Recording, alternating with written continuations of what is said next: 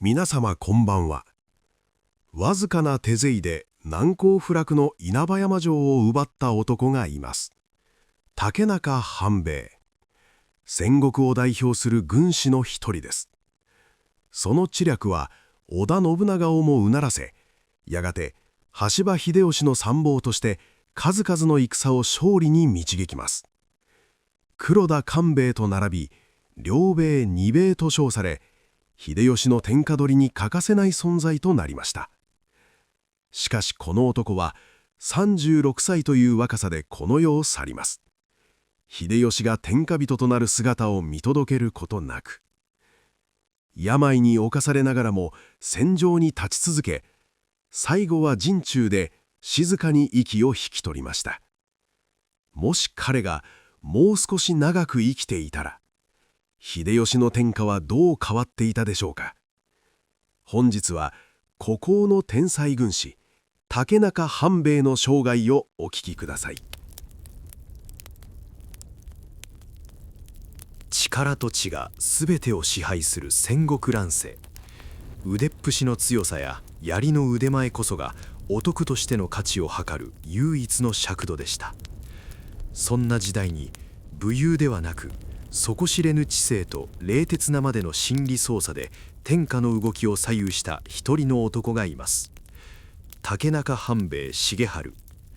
後に豊臣秀吉の軍師として神のごとき知略と謳われた天才です。彼の戦いはむやみに血を流すことを避け、相手の心を見透かし戦わずして勝つことを理想としました。しかし彼の生涯の始まりは武将という言葉からはおよそかけ離れたひっそりとしたものでした。1544年、美濃国大野郡近江道の地、竹中遠江守重元の長男として一人の赤子が産声を上げました。幼名は菩提丸、後に重虎、さらに重治と名乗ることになるこの少年が竹中半兵衛です。美濃国は下克上でのし上がった斎藤道三が支配を強めている、まさに激動の渦中にありました。半兵衛が生まれた竹中家もまたこの厳しい生存競争の中で必死に生き残りを図る将豪族の一つです。周囲には常に戦火の匂いが立ち込め、力のない者は容赦なく淘汰される空気が満ちていました。半兵衛の父である竹中重元は戦国を体現するような荒々しい猛将でした。斎藤道三に仕え、その示唆を受けて不破軍の岩手壇上を攻め滅ぼし、力ずくで領地を拡大していったのです。その後、岩手山麓に菩提山城を築き、一帯を支配する実力者へと成り上がりました。自らの腕一本で道を切り開く野武士のような野性味と強さを持ち合わせた父。多くの家臣を束ね、力で周囲を圧倒する父の背中は戦国武将の理想像そのものでした。しかし、そんな血の気の多い父から生まれた長男の半兵衛は、周囲の期待とは全く異なる成長を見せてゆきます。成長するにつれ、半兵衛の容貌は荒々しい武変者たちの中で異彩を放つようになりました。色白でほっそりとした体つき、その顔立ちはまるで役者のお山や女性であるかのように美しかったと伝えられています。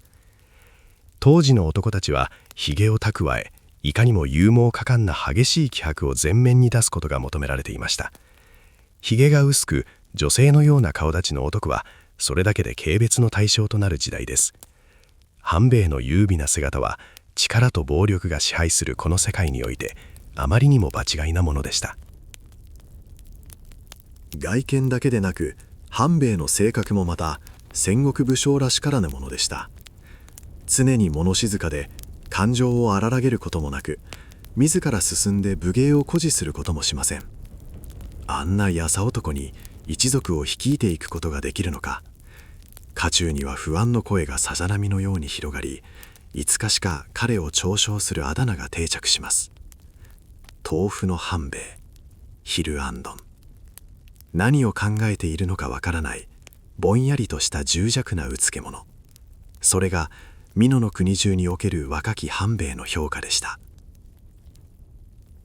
家臣たちの中には半兵衛の能力に見切りをつけ、3歳年下の弟である久作を次期当主に推そうとする動きさえありました。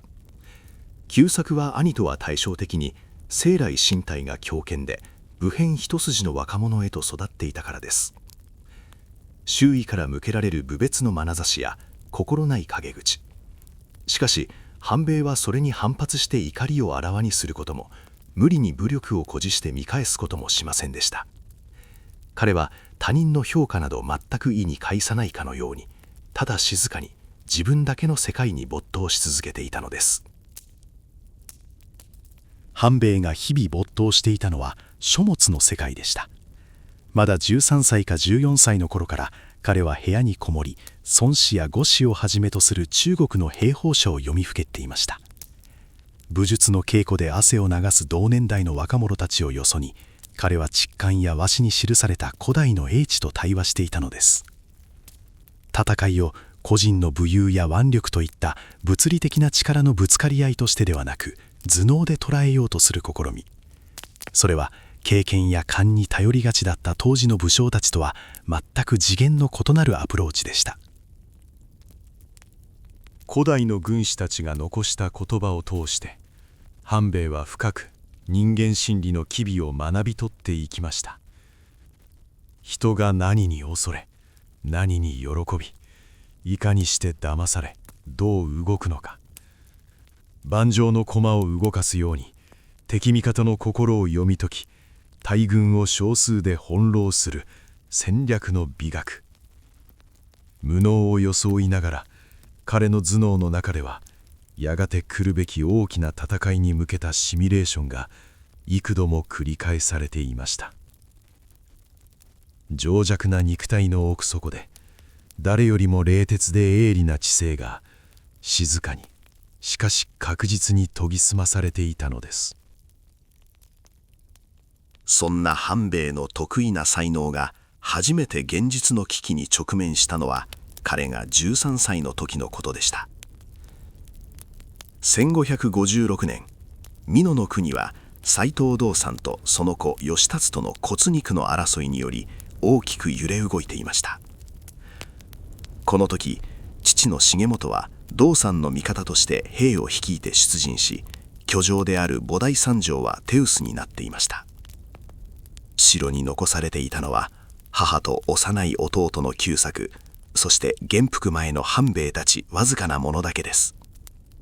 そこへ義達方に属する不破光晴の軍勢、あるいは信氏の集団とも伝えられる敵が城を奪おうと襲いかかってきました。敵襲の方に父が不在の城内には絶望的な悲鳴が響き渡ります。屈強な兵たちはほとんど出払っており、残された者たちはただ右往左往するばかりでした。武力で正面からぶつかれば、ひとたまりもなく蹂躙されてしまうことは火を見るより明らかです。母は女性ながらも薙刀を手に取り、木戸に立って幼子たちを励ましました。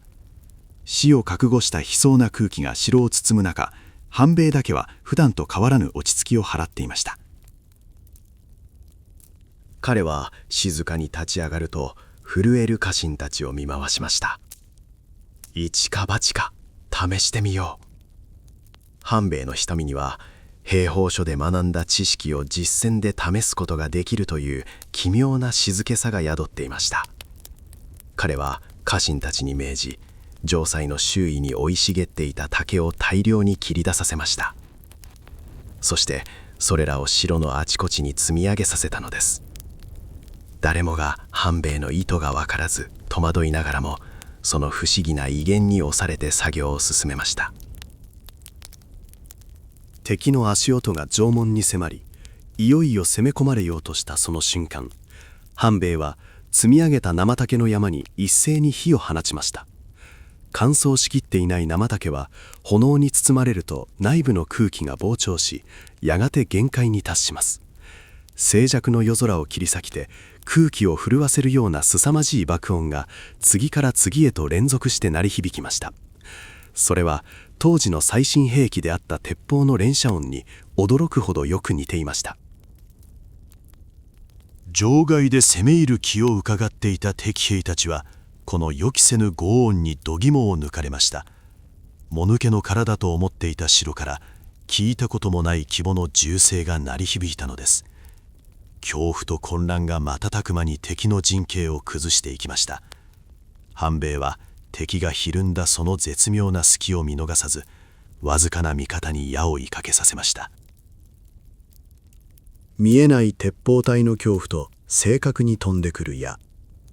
心理的なパニックに陥った敵兵たちは、これは罠だ、竹中軍は健在だと思い込み、我先にと背を向けて敗走していきました。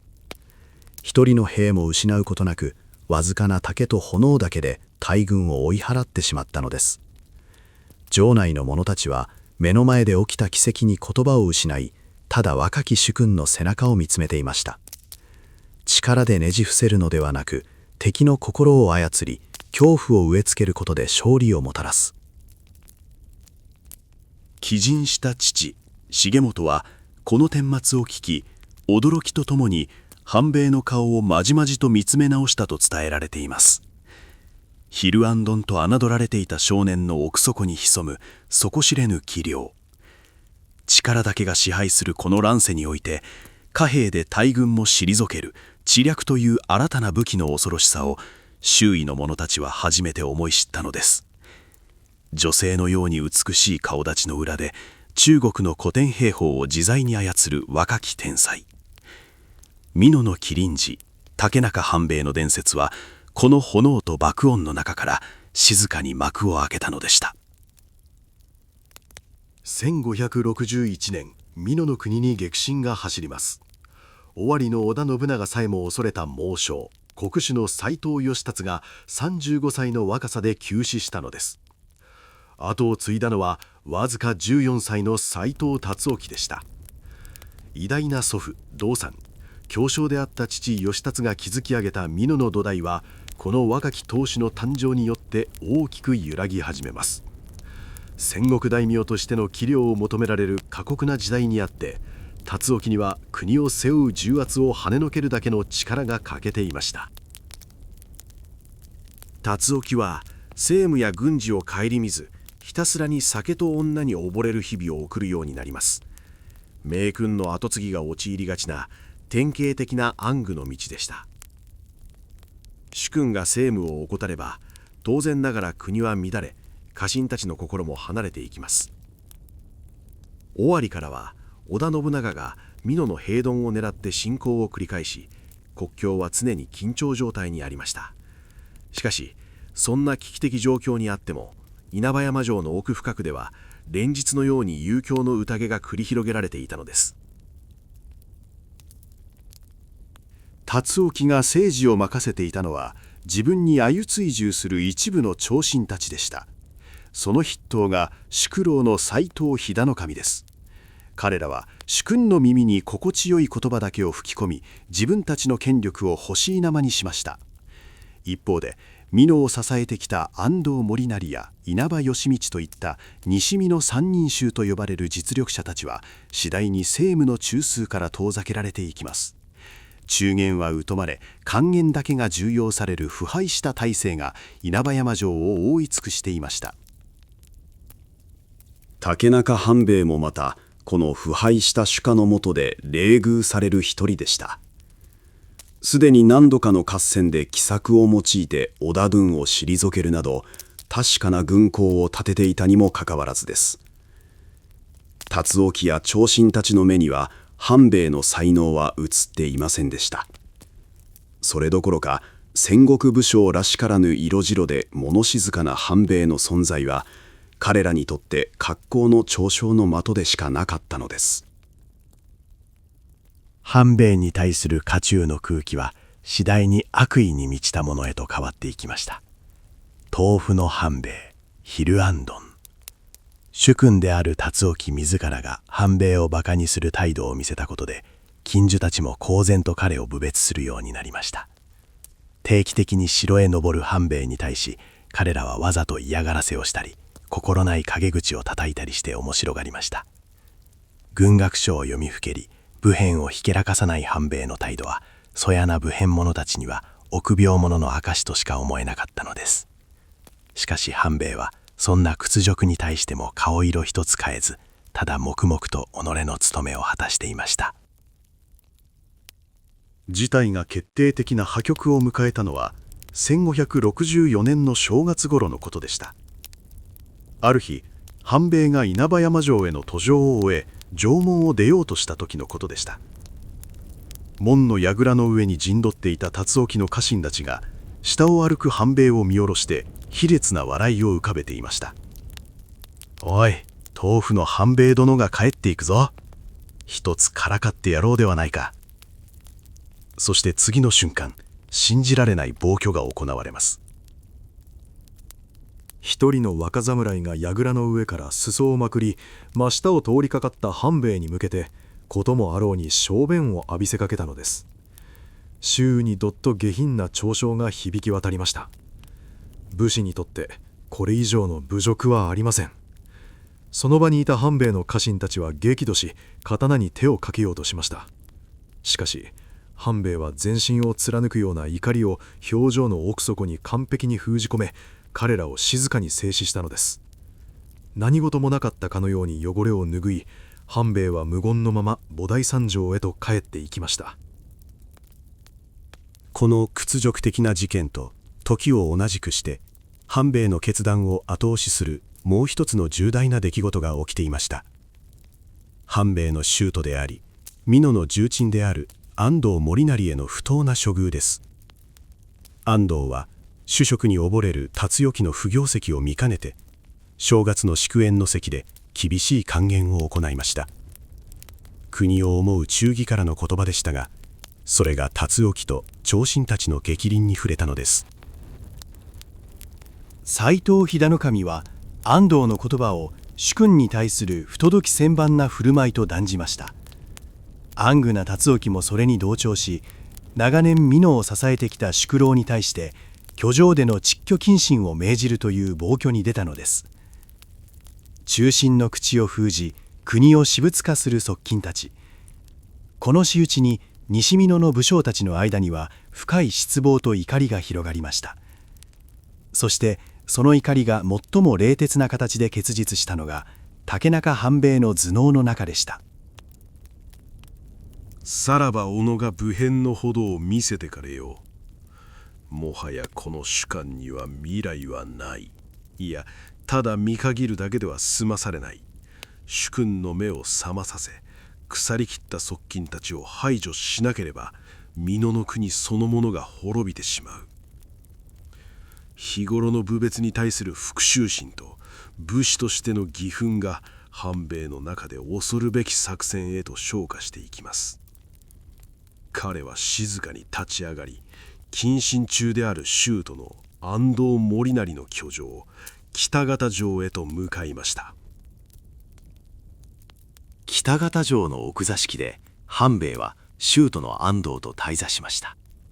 安藤もまた主家からの理不尽な仕打ちに腹を据えかねており、斎藤秀神らに一矢報いるべきだと息まえていました。そこで半兵衛は普段の穏やかな口調のまま自らが立てた計画を打ち明けます。殿の御前で私の武変をお見せいたそうと思います。それは数人の手勢を率いて難攻不落の稲葉山城を乗っ取るという常軌を逸したクーデターの提案でした。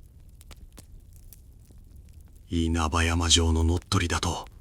歴戦の勇士である安藤森成でさえその言葉に呆れ果てました。稲葉山城はあの織田信長が何年かけても落とせない天下の堅城です。それを大軍を用いるわけでもなく、ごくわずかな人数で落とすなど正気の沙汰ではありません。そなたの怒りはわかるが、そのような大それたことを考えてはならぬ。安藤は娘婿の怒りをなだめ、夢物語のような計画を思いとどまらせようとしました。しかし半兵衛の瞳には狂気などみじんもありませんでした。そこにあったのは、あらゆる盤面を読み切り、勝利の筋道を完璧に計算し尽くした天才軍師の静かな自信です。半兵衛は中国の兵法書から学び取った知識と城内の人間心理の隙をつく完璧な作戦の全貌を語り始めました。力で城の門をこじ開けるのではありません。城という巨大な怪物を内臓から食い破る冷酷な手段です。計画の鍵を握るのは半兵衛の3歳年下の弟久作でした。当時戦国大名が家臣を縛るための慣例として久作は人質として稲葉山城内の屋敷に住まわされていました。半兵衛はこの人質という不利な状況を城の心臓部へ入り込むための最強の通行手形へと逆転させることを思いついたのです。作戦の第一歩は城内にいる久作に重い病を装わせ、その噂を城中に広めることでした。弟の看病と称し、必要な品々を長持ちに入れて城へ運び込みます。半兵衛の策は単純でありながら誰も予想し得ない盲点をついていました。見舞いの品々が詰まっていると偽った長持ちの中には武具や鉄砲を隠しておくのです。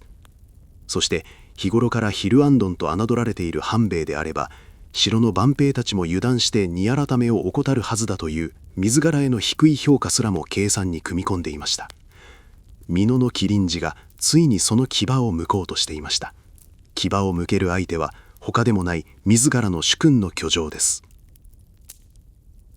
1564年永禄7年2月、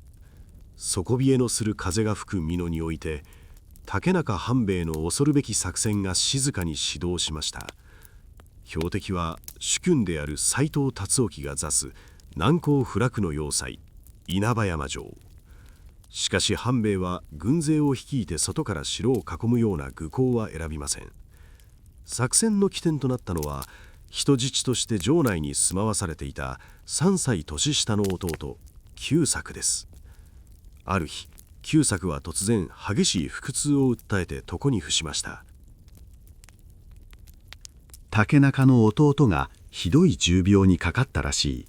その噂は瞬く間に城内に広まりました。当時の医療や衛生状態を考えれば、急病で命を落とすことは決して珍しいことではありません。半兵衛はこの自然な心理の隙をつきました。彼は弟の看病という大義名分を盾にして、少しずつしかし確実に屈強な家臣たちを看病人と称して城内へと送り込み始めたのです。そして運命の2月6日白昼、半兵衛自身も十数名の家臣を連れて稲葉山城の門を叩きました。行列の中央には数人の男たちが息を切らして担ぐひときわ大きな長持ちがありました。一見すれば病の弟を見舞うための着替えや薬が詰まった荷箱にしか見えません。しかしその重い木箱の中に隠されていたのは布切れなどではありません。これから始まる流血の宴のための甲冑や太刀、火縄銃といった冷たい武具の数々だったのです。城門を警備する番兵たちは近づいてくる一行を見て無別の笑みを浮かべました。なんだ、また豆腐の半兵衛殿がやってきたぞ。弟の看病とはいかにもあの優男らしいことだ。彼らにとって半兵衛は武のかけらもない臆病なヒルアンドンに過ぎません。そんな男が自らの居城に牙を向くなど想像すらできるはずがなかったのです。半兵衛はそんな彼らの冷笑を静かな眼差しで受け流していました。身の中身は何かと問う番兵に対し、半兵衛は平然と答えます。見舞いに来てくださる方々をねぎらうための酒や食料が入っております。番兵たちは半兵衛への侮りから長持ちの蓋を開けて中を改めることすら怠りました。半兵衛の思惑通り、日頃から自らに向けられていた無能という評価こそが最強の隠れ蓑となったのです。一行は誰一人咎められることなく城の心臓部である本丸の屋敷へと入り込みました。屋敷の奥の部屋に入ると、重病で伏せているはずの久作が布団からすっきりと起き上がりました。兄弟は無言で視線を交わし、静かにうなずき合います。家臣たちが長持ちの蓋を開けると、中からは鈍い光を放つ鉄砲や太刀が現れました。さてさて、親方様に目通りするのは骨折りのすることよ。半兵衛は刀の塚を確かめながらかすかに苦笑したと伝えられています。準備は整いました。あとは城が深い眠りに落ちるのを待つだけです。夜更け、冬の冷たい空気が稲葉山城を包み込み、人々が寝静まった頃、半兵衛と久作、そして16人の家臣たちは音もなく甲冑を身にまとい、闇の中に立ち上がりました。目指すはこの夜、奥館で宿直を務めている宿老斎藤飛騨守の寝所です。飛騨守こそが主君の目を塞ぎ、国を腐敗させている元凶であり、半兵衛の舅である安藤森成を不当に処罰した男でした。半兵衛は冷徹な声で部下たちに配置を命じます。鉄砲の者は人質屋敷を抑えよ。久作は数人を連れて大手門を占拠せよ。騒動の間は人の出入りを禁じ、命に背く者は切れ。迷いのない指示に家臣たちは静かに持ち場へと散っていきます。半兵衛自身は数名の屈強な武士を引き連れ、平野守のいる奥館へとまっすぐに向かいました。その足取りには日頃の重弱な姿はみじんもありません。宿直の任についていた斎藤飛騨守の前に、抜き身の太刀を持った半兵衛が突然姿を現しました。おっとり刀で立ちふさがろうとする飛騨守に、半兵衛は感情を排した声で告げます。拙者、数々の恥辱を返上に参った。次の瞬間、半兵衛の白羽がひらめきました。心得たりと飛騨守も刀を合わせようとしますが、間に合いません。半兵衛の鋭い一撃が主君を惑わした関心の命を一瞬にして奪い去ったのです。飛騨守が討たれたことを合図に、半兵衛ら決死隊が城の各所で一斉に蜂起しました。彼らは向かってくる番士たちを次々と切り伏せながら城内を駆け巡ります。作戦の肝は決して自分たちが少数であることを敵に悟らせないことでした。半兵衛の指示通り、彼らはあちこちで松明を振り回し、大声で叫び回りました。城内はすでに占領されたぞ。城外には数万の味方が待機している。深夜の城内に突如として響き渡る怒号と悲鳴、そしていくつもの松明の炎が暗闇を縦横無尽に動く様は、寝込みを襲われた城兵たちの目には実数の10倍にも100倍にも見えました。織田信長の大軍が攻め込んできたのか、あるいは大規模な反乱か、誰が味方で誰が敵かもわからない極限のパニックの中、城の防衛システムは内部から完全に崩壊していきます。抵抗しようとする者は少なく、大半の者は我先にと逃げ惑うばかりでした。混乱が頂点に達したその時、作戦の総仕上げが行われます。半兵衛の命を受けた竹中善左衛門という家臣が鐘楼へと駆け上がり、陣象を力いっぱいに突き鳴らしたのです。冬の夜空を引き裂くような凄まじい鐘の音が山の麓へと響き渡りました。それは城外で息を潜めて待機していた者たちへの決起の合図でした。この音を聞き、半兵衛の舅である安藤森成が動きます。安藤森成に率いられた2004人の軍勢が時の声を上げながら稲葉山を一気に駆け上がってきました。城内の混乱に外からの大軍の圧力が加わり、城の運命は完全に決しました。この未曾有の事態に対し、当の城主である斎藤辰興は何の手を打つこともできませんでした。暗愚な主君は刀を抜いて戦うことすらできず、側近たちに抱えられるようにして城の裏手から逃亡します。辰興はそのまま夜の闇に紛れ、元栖郡の鵜飼城へと命からがら落ち延びていきました。織田信長が何年かけても大軍をもってしても落とすことのできなかった天下の献上、それがたった一晩のうちに、しかもわずか18人の手によって陥落したのです。夜が明けた時、稲葉山城には斎藤の旗ではなく竹中半兵衛の意思を示す静かな風が吹いていました。流血は最小限に抑えられ、完璧なクーデターは完了したのです。この前代未聞の乗っ取り劇は周辺諸国に計り知れない衝撃を与えました。美濃に竹中半兵衛あり、ヒルアンドンと嘲笑われていた青年の名は一躍神がかった天才軍師として天下に轟くことになります。しかし半兵衛自身は城の主座に座ることも権力を振るうこともありませんでした。彼にとってこの行動は主君への還元であり、己の義を示すためのものに過ぎなかったのです。城を完全に掌握した半兵衛と安藤森成がまず行ったのは、勝ち時を上げることでも己の武勲を誇示することでもありませんでした。彼らはすぐさま混乱に怯える城下の町々へ向けて厳格な禁税の札を掲げさせたのです。そこには軍勢による略奪や放火、乱暴狼藉を固く禁じ、違反者は即座に処罰する旨が冷徹な筆致で記されていました。自らの野心のために国を乱し民を苦しめるのは本末転倒である。戦国武将の常識を覆すこの理知的な戦後処理は、半兵衛という男の底知れぬ器の大きさを静かに物語っていました。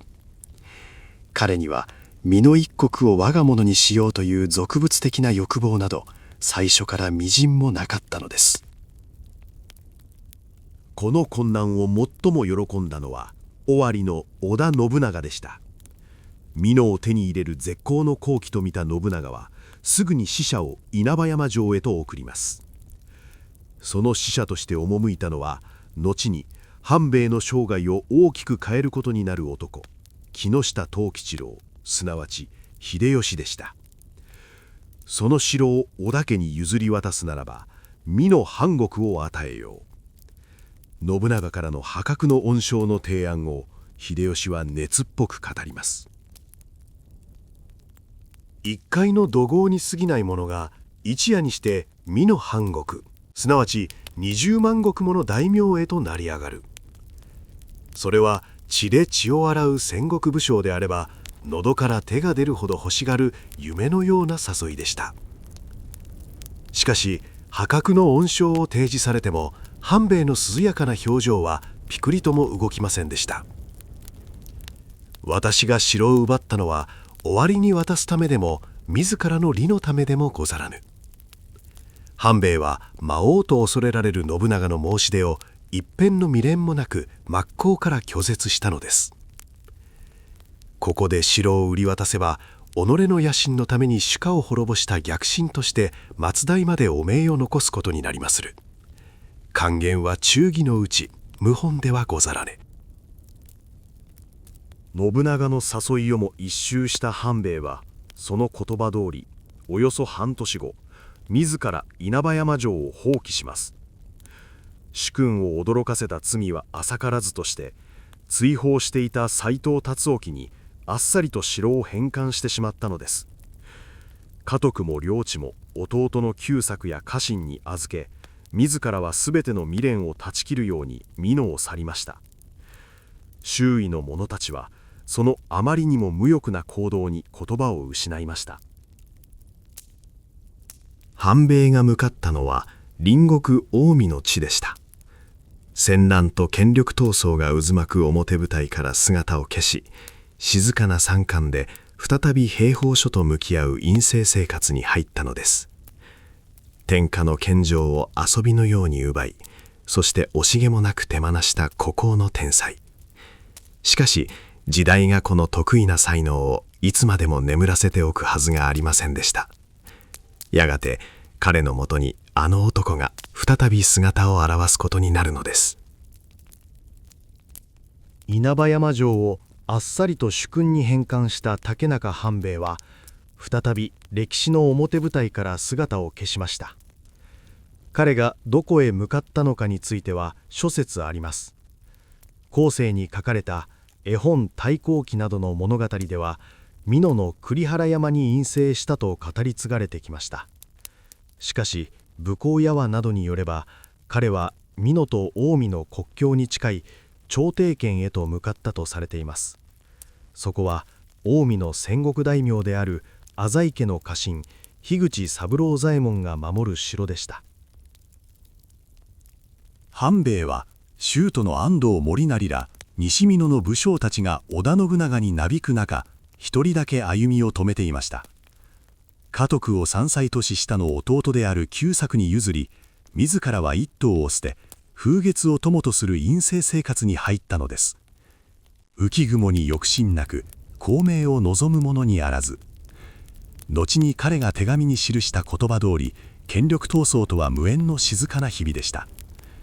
天下の献上をわずか十数人で奪い取ったその恐るべき地望は、深い山霧の中にひっそりと眠りについていました。その間にも戦国の情勢は激しく動き続けていました。1567年、織田信長はついに稲葉山城を攻め落とし、美濃一国を平定します。信長はかつて自らを苦しめ、そして天下を驚かせた天才半兵衛の能力を高く評価していました。そこで半兵衛と親交のあった武将を通じて織田家に出資するよう強く誘いをかけたのです。しかし半兵衛の答えは首を縦に振るものではありませんでした。近頃は病がちであり、とてもご奉公できる身ではござらぬ。半兵衛は自らの健康を理由に信長の誘いを丁重に固辞しました。その代わりとして武編一筋で血気盛んな弟の久作を推挙して信長に仕えさせたのです。信長という苛烈な覇者の下で自らの知略を振るうことへの警戒があったのかもしれません。半兵衛は誰かに利用されるための道具になることを静かに拒絶し続けていました。しかし時代が彼を放っておくことはありませんでした。やがて美濃と近江の国境に位置する長汀県の山間に一人の男が足を踏み入れます。尾張の貧しい身分から這い上がり、信長の下でめきめきと頭角を現していた武将木下藤吉郎、後の豊臣秀吉です。この男との再会が半兵衛の運命を決定づけることになります。秀吉が半兵衛をいかにして配下に引き入れたかについてはあまりにも有名な伝説があります。講談や新書太閤記で語り継がれてきた三個の例、あるいは栗原山中七度通いと呼ばれる物語です。秀吉は浪人の姿に身をやつし、雪降る山道を何度も通って半兵衛の草庵を訪ねました。最初は門前払いを食らい冷たくあしらわれながらも秀吉は決して諦めません。ついにその熱意にほどされた半兵衛が秀吉の軍師になることを承諾したという三国志の劉備と諸葛孔明に重なる劇的なエピソードです。このロマンあふれる講談の数々は人々の心を引きつけてやみません。しかし史実における2人の開口はより切迫した戦場の最前線で行われました。1570年、信長はついに越前の朝倉義景を討つべく軍を起こし、さらに同盟国であった浅井長政との対立が決定的となります。信長軍の先鋒として近江に進出していた秀吉は浅井方の最前線である長汀県上の調略を命じられていました。その敵陣の奥深くにあの竹中半兵衛が身を寄せているという情報を得たのです。武功屋話によれば、秀吉は弟の小一郎や古くからの腹心である前の庄右衛門らを伴って半兵衛の官居を訪れました。緑深い木々に囲まれ、土橋が朽ちかけたわびしい防屋。そこへ案内された秀吉たちの前に静かに半兵衛が姿を現しました。長身で蒼く、その顔立ちはまるで春の海のように穏やかでした。数年前に天下を震撼させたクーデターの首謀者とは到底思えない静筆な風と佇まいです。大座した秀吉と半兵衛、それは水と火ほどにも異なる2つの個性がぶつかり合う瞬間でした。野心に燃え泥臭く戦国の世を駆け上がってきたギラギラとした秀吉。対する半兵衛はどこまでも澄み切り、己の欲望を持たない孤高の知性。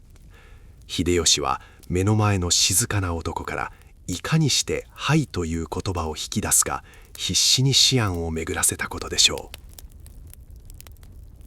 秀吉は金や領地でこの男を釣ることはできないと直感していました。信長ですら破格の恩賞でなびかせることができなかった相手です。そこで秀吉は日頃の巧みな饒舌を封印し、自らの内にある真実の言葉だけで語りかけました。私は元来美戦の身であり、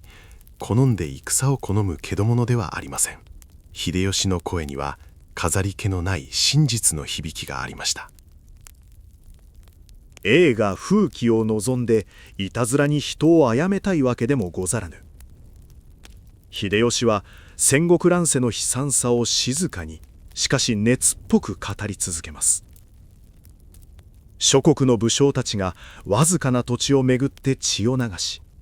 その犠牲になるのはいつも名もなき民百姓たちです。私が戦うのはこの終わりのない乱世を平定し、民を塗炭の苦しみから救うため。それが信長公を支える私の本意なのです。大義という名の炎が秀吉の瞳に宿っていました。半兵衛は身動き一つせず、ただ黙って秀吉の言葉に耳を傾けていました。その切れ長の瞳は、眼前にいる小柄な武将の心の奥底までを見透かしているかのようでした。この男の言葉は詭弁か、それとも真実か。やがて半兵衛は静かに目を見開き、口を開きました。き相分かり申した。半兵衛の心の中で何かが音を立てて崩れていきました。世間を捨て、ただ一人達観を装うのは結局のところ卑怯なことかもしれませね。戦乱の世を憂いながらも山奥に引きこもり何もなそうとしない自分への問いかけ。秀吉の熱声が半兵衛の奥底に眠っていた武変の血を再び目覚めさせたのです。天下の騒乱をよそごととして眺めているわけにはいきませね。半兵衛は秀吉と行動を共にすることを決意します。しかし史実における半兵衛は秀吉の直接の家臣直臣になったわけではありません。身分としてはあくまで織田信長の家臣となり、秀吉の部隊に与力として配属される道を選んだのです。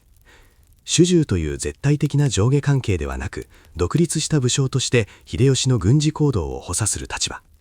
それは苛烈な波動を突き進む信長に完全に飲み込まれることを警戒しつつ、秀吉と対等に近い形で軍略を振るうための半兵衛ならではの絶妙な距離感でした。とはいえ信長の与力となるからには当然ながら信長からの許しと禄を受ける必要があります。勝手に秀吉の配下として振る舞うことなどを許されません。ここで動いたのは他ならぬ秀吉でした。半兵衛の長男重門が書き残した豊鏡によれば、秀吉は浅井氏との戦いを前に信長に対して直接願い出たのです。美濃の竹中半兵衛を私の与力にお加えいただきたいと。かつて自らの出資の誘いを断った半兵衛が秀吉の下でなら働くという。信長は複雑な思いを抱きながらもこの秀吉の要請を許可し、半兵衛を秀吉の与力として配属させました。かくして半兵衛は長い院政生活に別れを告げます。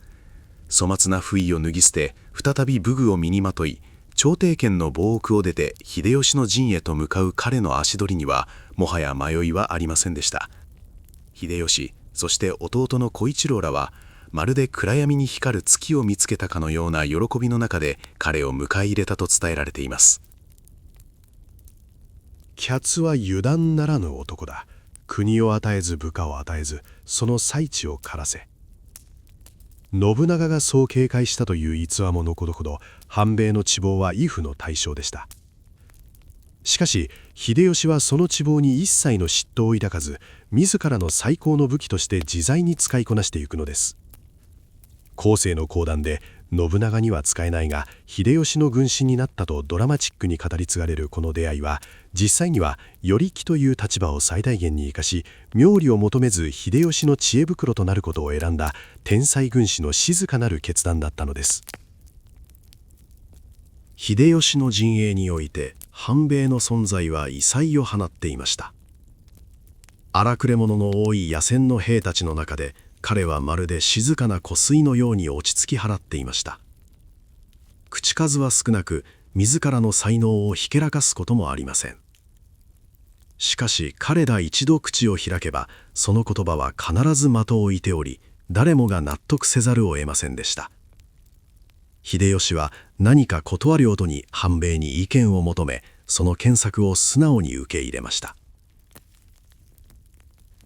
光として天下の表舞台を駆け上がる秀吉と、影としてその背後で完璧な筋書きを描く反米。講談の3個の例のように美化された物語の裏には、戦国の泥沼の中で互いの差異を認め合い、天下平定という共通の大義で結ばれた2人の実像がありました。利益や領土といった欲を一切持たない天才軍師の加入は、秀吉の軍団を単なる武闘派の集団から恐るべき戦略集団へと変貌させていきます。大海の山中に埋もれていた美濃の麒麟児は、今自らの知略を振るう最高の舞台を手に入れました。これから始まる浅井朝倉との泥沼の死闘において、彼が中国の兵法書で学んだ古代の英知が、ついに戦場という現実のカンバスに描かれることになります。血を流さず敵の心を見透かし、盤面の駒を動かすように勝利を手にする竹中流兵法。その神がかった戦術がいよいよ火を吹こうとしていました。1570年、織田信長は越前の朝倉義景を討つべく軍を起こしました。しかしその途上、同盟国であった北近江の浅井長政が突如として反旗を翻し、信長軍の背後を脅かします。絶体絶命の危機に陥った信長は、金ヶ崎から命からがら京都へと退却しました。この軒口において、秀吉は最後尾で敵の追撃を防ぐしんがりという過酷な任務を全うします。この時、反米も秀吉の陣中にあり、見事に軍を引き上げるための策を助けたと伝えられています。本拠地岐阜へと戻った信長は、すぐさま体制を立て直しました。裏切った浅井長政を討つべく、同盟者の徳川家康と共に再び北近江へと軍を進めます。織田徳川の連合軍はおよそ2万8,000、対する浅井朝倉の連合軍はおよそ1万8,000に上りました。両軍は伊吹山の山麓を流れる姉川を挟んで、ついに激突の時を迎えようとしていました。歴史に名高い姉川の合戦の幕開けです。6月28日の卒業、姉川の南岸に布陣した織田徳川軍は、横一線に長く伸びる角翼の陣形をとっていました。秀吉の部隊は、浅井型の猛将である磯野一政が率いる精鋭と正面からぶつかる位置に置かれます。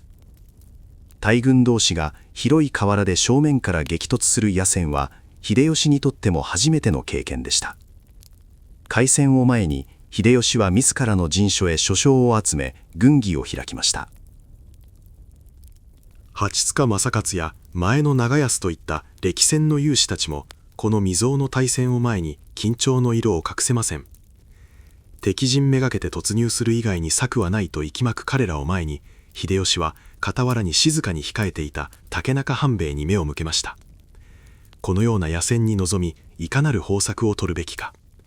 秀吉の問いかけに対し、半兵衛は深く頭を下げ、静かに口を開きました。私のような身分の低い者が処刑のように数々の戦場をくぐり抜けてきた方々の前で意見を述べるようなことは到底できません。半兵衛は自らの立場をわきまえ極めて控えめな態度をとりました。自分の才能を鼻にかけず、まずは周囲の歴戦の武将たちを立てる。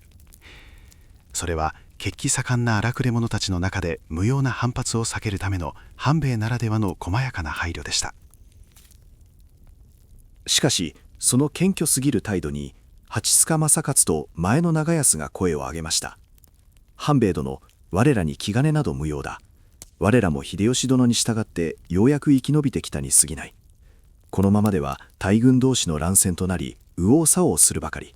どうかあなたの意見を聞かせてほしい。前の長安が後年に書き残したとされる誤草記や、それをもとに編纂された武功や話には、この時の緊迫したやり取りが克明に記されています。歴戦の武将たちから強く促され、半兵衛はやむを得ず自らの見解を語り始めました。私が先ほどから織田殿の陣形を拝見するに、横一線に広がる角翼の陣を取っておられます。しかし我が陣と信長公のご本陣まではわずかな距離しかありません。半兵衛の目はすでに戦場全体の地形と力学を冷徹に読み切っていました。もし先端が開かれ、敵が信長公の本陣めがけてまっすぐに突っ込んできた場合、強大な敵の勢いをまともに受けることになります。さらにこの広い河原には防壁となる堀も柵もありません。一度陣形が崩れれば大混乱に陥ることは火を見るより明らかです。半兵衛の的確な指摘に秀吉も諸将も息を飲みました。ではどうすればよいのか。半兵衛は誤草記に記録されている通り、中国の古代兵法書孫子の深遠な教えを口にしました。水は形なく高きを避けて低きに赴く。兵もまた常の形なく敵によって勝ちを制すなり。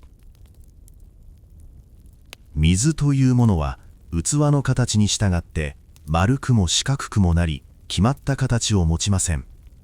戦における陣形もまたこれと同じです。半兵衛は常に一定の陣形にこだわる愚かさを指摘してきました。横一線の陣を速やかに改め、騎馬を前方に置き、残りの者は対象を囲むように円陣を組むのです。そして敵の強大な攻勢に対しては陣を縮め、弱いところには陣を広げて柔軟に対応するのです。それは激流のような敵の突撃をしなやかに受け流すための水の陣形でした。半兵衛の進言に従い、秀吉軍は直ちに陣形を円陣へと再編しました。午前6時ごろ、ついに姉川を挟んで両軍が激突します。浅井方の磯野一正が率いる軍勢は凄まじい勢いで川を渡り、織田軍の横一線の陣形を次々と突き崩していきました。信長の本陣すら危うくなるほどの猛攻の中、秀吉軍だけは半兵衛の指示した円陣を崩さず、緩急自在に立ち回って敵の攻撃を巧みに吸収し続けたのです。一方、乱戦が続く中、竹中半兵衛の3歳年下の弟である竹中久作もまた織田信長の馬回り衆として激戦の渦中にありました。久作は兄の半兵衛とは対照的に屈強な体格を持ち、武変一筋に生きる若者です。彼は出陣前、周囲の者たちにある宣言をしていました。今度の戦では浅井の猛将遠藤喜右衛門を必ずこの手で討ち取ってみせる。浅井三歴や名将元寇録といった後年の書物には、この久作の恐るべき執念が記録されています。遠藤喜右衛門は浅井家の中でも一二を争う豪の者でした。味方の敗色が濃くなってきたことを悟った遠藤は、もはやこれまでと覚悟を決め、恐るべき奇策に出ます。彼は討ち取られた味方の首を拾い上げると、自らの顔に血を塗りたくり、乱れ髪で織田の兵を装いました。そして大正の御前に首実験に入れたいと叫びながら信長の本陣へと深く潜り込んでいったのです。信長の陣幕に近づき、いざ差し違えようと刀の柄に手をかけた遠藤喜右衛門。誰もがその正体に気づかず、信長に危機が迫ったまさにその瞬間でした。名乗れ卑怯者。一人の若武者が遠藤の前に立ちはだかりました。竹中久作です。久作はかつて近江に滞在していた折に遠藤の顔をよく知っており、その偽装を一瞬で見破ったのです。絵本太閤記によれば、久作は己は遠藤喜右衛門、大将の御前であるぞと第四条で叫び襲いかかりました。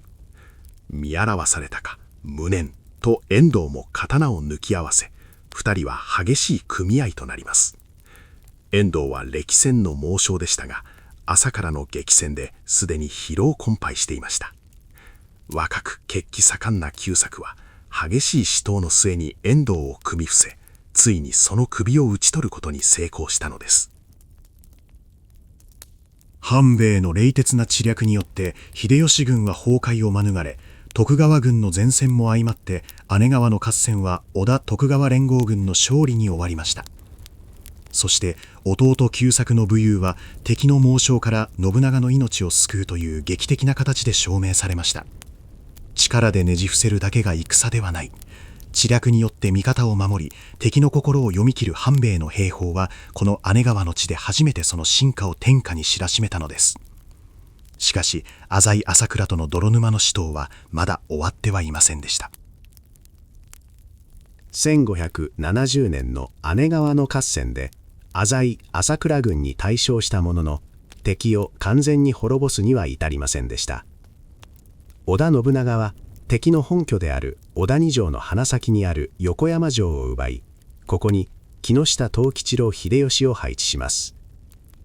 敵地に深く突き刺したくさびのような最前線の城。秀吉にとってもここを守り抜くことは武将としての出世を左右する重大な試練でした。当然竹中半兵衛も秀吉に従って横山城に入り、事実上の首相として重い防衛の任に就くことになります。浅井氏にとって横山城を奪われたことは、喉元に刃を突きつけられているのと同じでした。彼らは横山城を奪還すべく幾度となく兵を出し、執拗な挑発を繰り返します。四方八方を敵に囲まれ、常に緊張を強いられる過酷な日々。しかし血気盛んな武将たちが力任せに打って出ようとする中、半兵衛だけは冷水のように落ち着き払っていました。彼の目は常に敵の動きの裏にある真の意図を見透かそうとしていたのです。ある日のこと、小谷城から7000騎ほどの浅井軍が出撃し、南の浅妻という地を目指して移動を始めました。浅妻を占領されれば、横山城は背後を突かれ、味方との連絡を断たれてしまいます。これを見た秀吉は、敵が横山城の背後に回る前に一戦交えようと出撃を急ぎました。しかし傍らにいた半兵衛が静かに、しかし断固として秀吉を制止したのです。お待ちくだされ。あの軍勢が浅妻へ向かうとは思えませぬ。半兵衛は移動する浅井軍が発するかすかな殺気を見逃してはいませんでした。あれは我々を城からおびき出すための陽動作戦です。うかつに打って出れば敵の罠にはまります。半兵衛は全軍を城へ引き上げさせ、一兵も出さずに守りを固めるよう進言しました。手出しをしなければ敵は必ずこの横山城に直接攻めかかってくるはずだというのです。秀吉は半兵衛の眼力を信じ、流行る兵たちを抑え込んで、不気味なほど静まり返った城の中で敵を待ち受けました。半兵衛の予測は恐ろしいほど正確でした。横山城が動かないと見るや、浅井軍は突然進路を変え、一直線に城へ向かって猛攻を仕掛けてきたのです。半兵衛は敵が至近距離に迫るまで弓や鉄砲を撃たせず、十分に引きつけたところで一斉射撃を命じました。次々と味方が倒れる様に浅井軍は恐れをなして歩みを止めます。そして日没を迎え、敵が薄暗闇の中で撤退を始めたその瞬間、半兵衛は伏兵に凄まじい時の声を上げさせ、パニックに陥った浅井軍を鮮やかに退散させたのです。またある時は秀吉が新年の祝賀で岐阜へ向かい、横山城を留守にしている隙を突かれました。千余機の浅井軍が城に押し寄せ、二の丸を突破して本丸にまで迫る大ピンチに陥ります。味方の加藤光康が敵の猛将と激しく斬り合い、膝を砕かれて絶体絶命の危機に陥ったその時、普段は後方で軍略を練る半兵衛が城門を開き、自ら手勢を率いて打って出たのです。一気に敵を押し返し、光康を無事に救出すると、すぐさま城門を閉じて防戦に徹しました。戦術だけでなく、時には自らの命を危険にさらしてまで味方を救う。この一件で半兵衛に対する諸将の信頼は絶対的なものとなりました。決して派手な大将ではありませんでしたが、急所である横山城をがっちりと守り抜いたことこそが秀吉の陣営を支える最大の礎石となったのです。秀吉の陣営に名軍師半兵衛あり。その噂は敵味方を問わず戦国大名たちの間に広く知れ渡っていくことになります。しかし浅井氏との泥沼の死闘はなおも数年間にわたって続くのでした。決着の時が訪れたのは1573年天正元年の8月でした。織田信長は浅井氏の頼みの綱にあった越前の朝倉義景を一気に吸収し、これを完全に滅ぼします。もはや背後を脅かす敵はいなくなりました。信長は軍を介し、孤立無援となった浅井長政の居城小谷城を数万の大軍で完全に包囲しました。3年越しに及んだ浅井攻めのいよいよ最終局面です。信長の本陣には煮えたぎるような殺気が充満していました。小谷城は急峻な山全体を要塞化した天下に名だたる堅城です。山の最上部である大津をはじめ、尾根伝いにいくつもの廓が連なり、力攻めをすれば攻め手にも甚大な被害が出ることが予想されました。織田軍の武将たちはいかにしてこの難攻不落の城を崩すか、決起にはやって軍議を重ねていました。一気に全軍で押しつぶすか、それとも兵糧攻めでじわじわと真綿で首を絞めるか。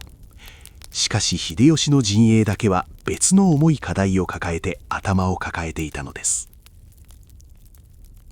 小谷城の奥深く、長政のいる本丸には信長の実の妹であるお市の方と彼女が産んだ3人の娘たちがいました。総攻撃となれば彼女たちの命の保証はありません。浅井は憎いが、妹は助けられるものなら助けよう。信長から密かにそう命じられていた秀吉は、是が非でも彼女たちを無事に救出しなければなりませんでした。秀吉は自ら先駆けとなることを志願しましたが、その具体的な手立てが見つからず、焦りを募らせていたのです。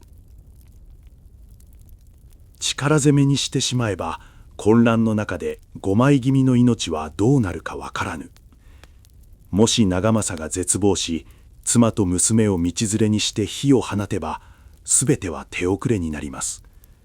かといって海上を勧告しても、長政は武門の維持にかけて決して応じようとはしませんでした。膠着する戦況と刻一刻と迫る総攻撃の時、焦燥に駆られる秀吉を前に、軍師である竹中半兵衛は盤面をじっと見つめ、静かに口を開きました。力攻めにすれば長政殿が5枚気味を道連れにするのは必定。窮鼠猫を噛むの例え通りです。半兵衛の言葉は冷たく澄み切っていました。しかし親子の情は一世、夫婦のちぎりは二世と申します。半兵衛は人間の心の奥底にある最も脆い部分、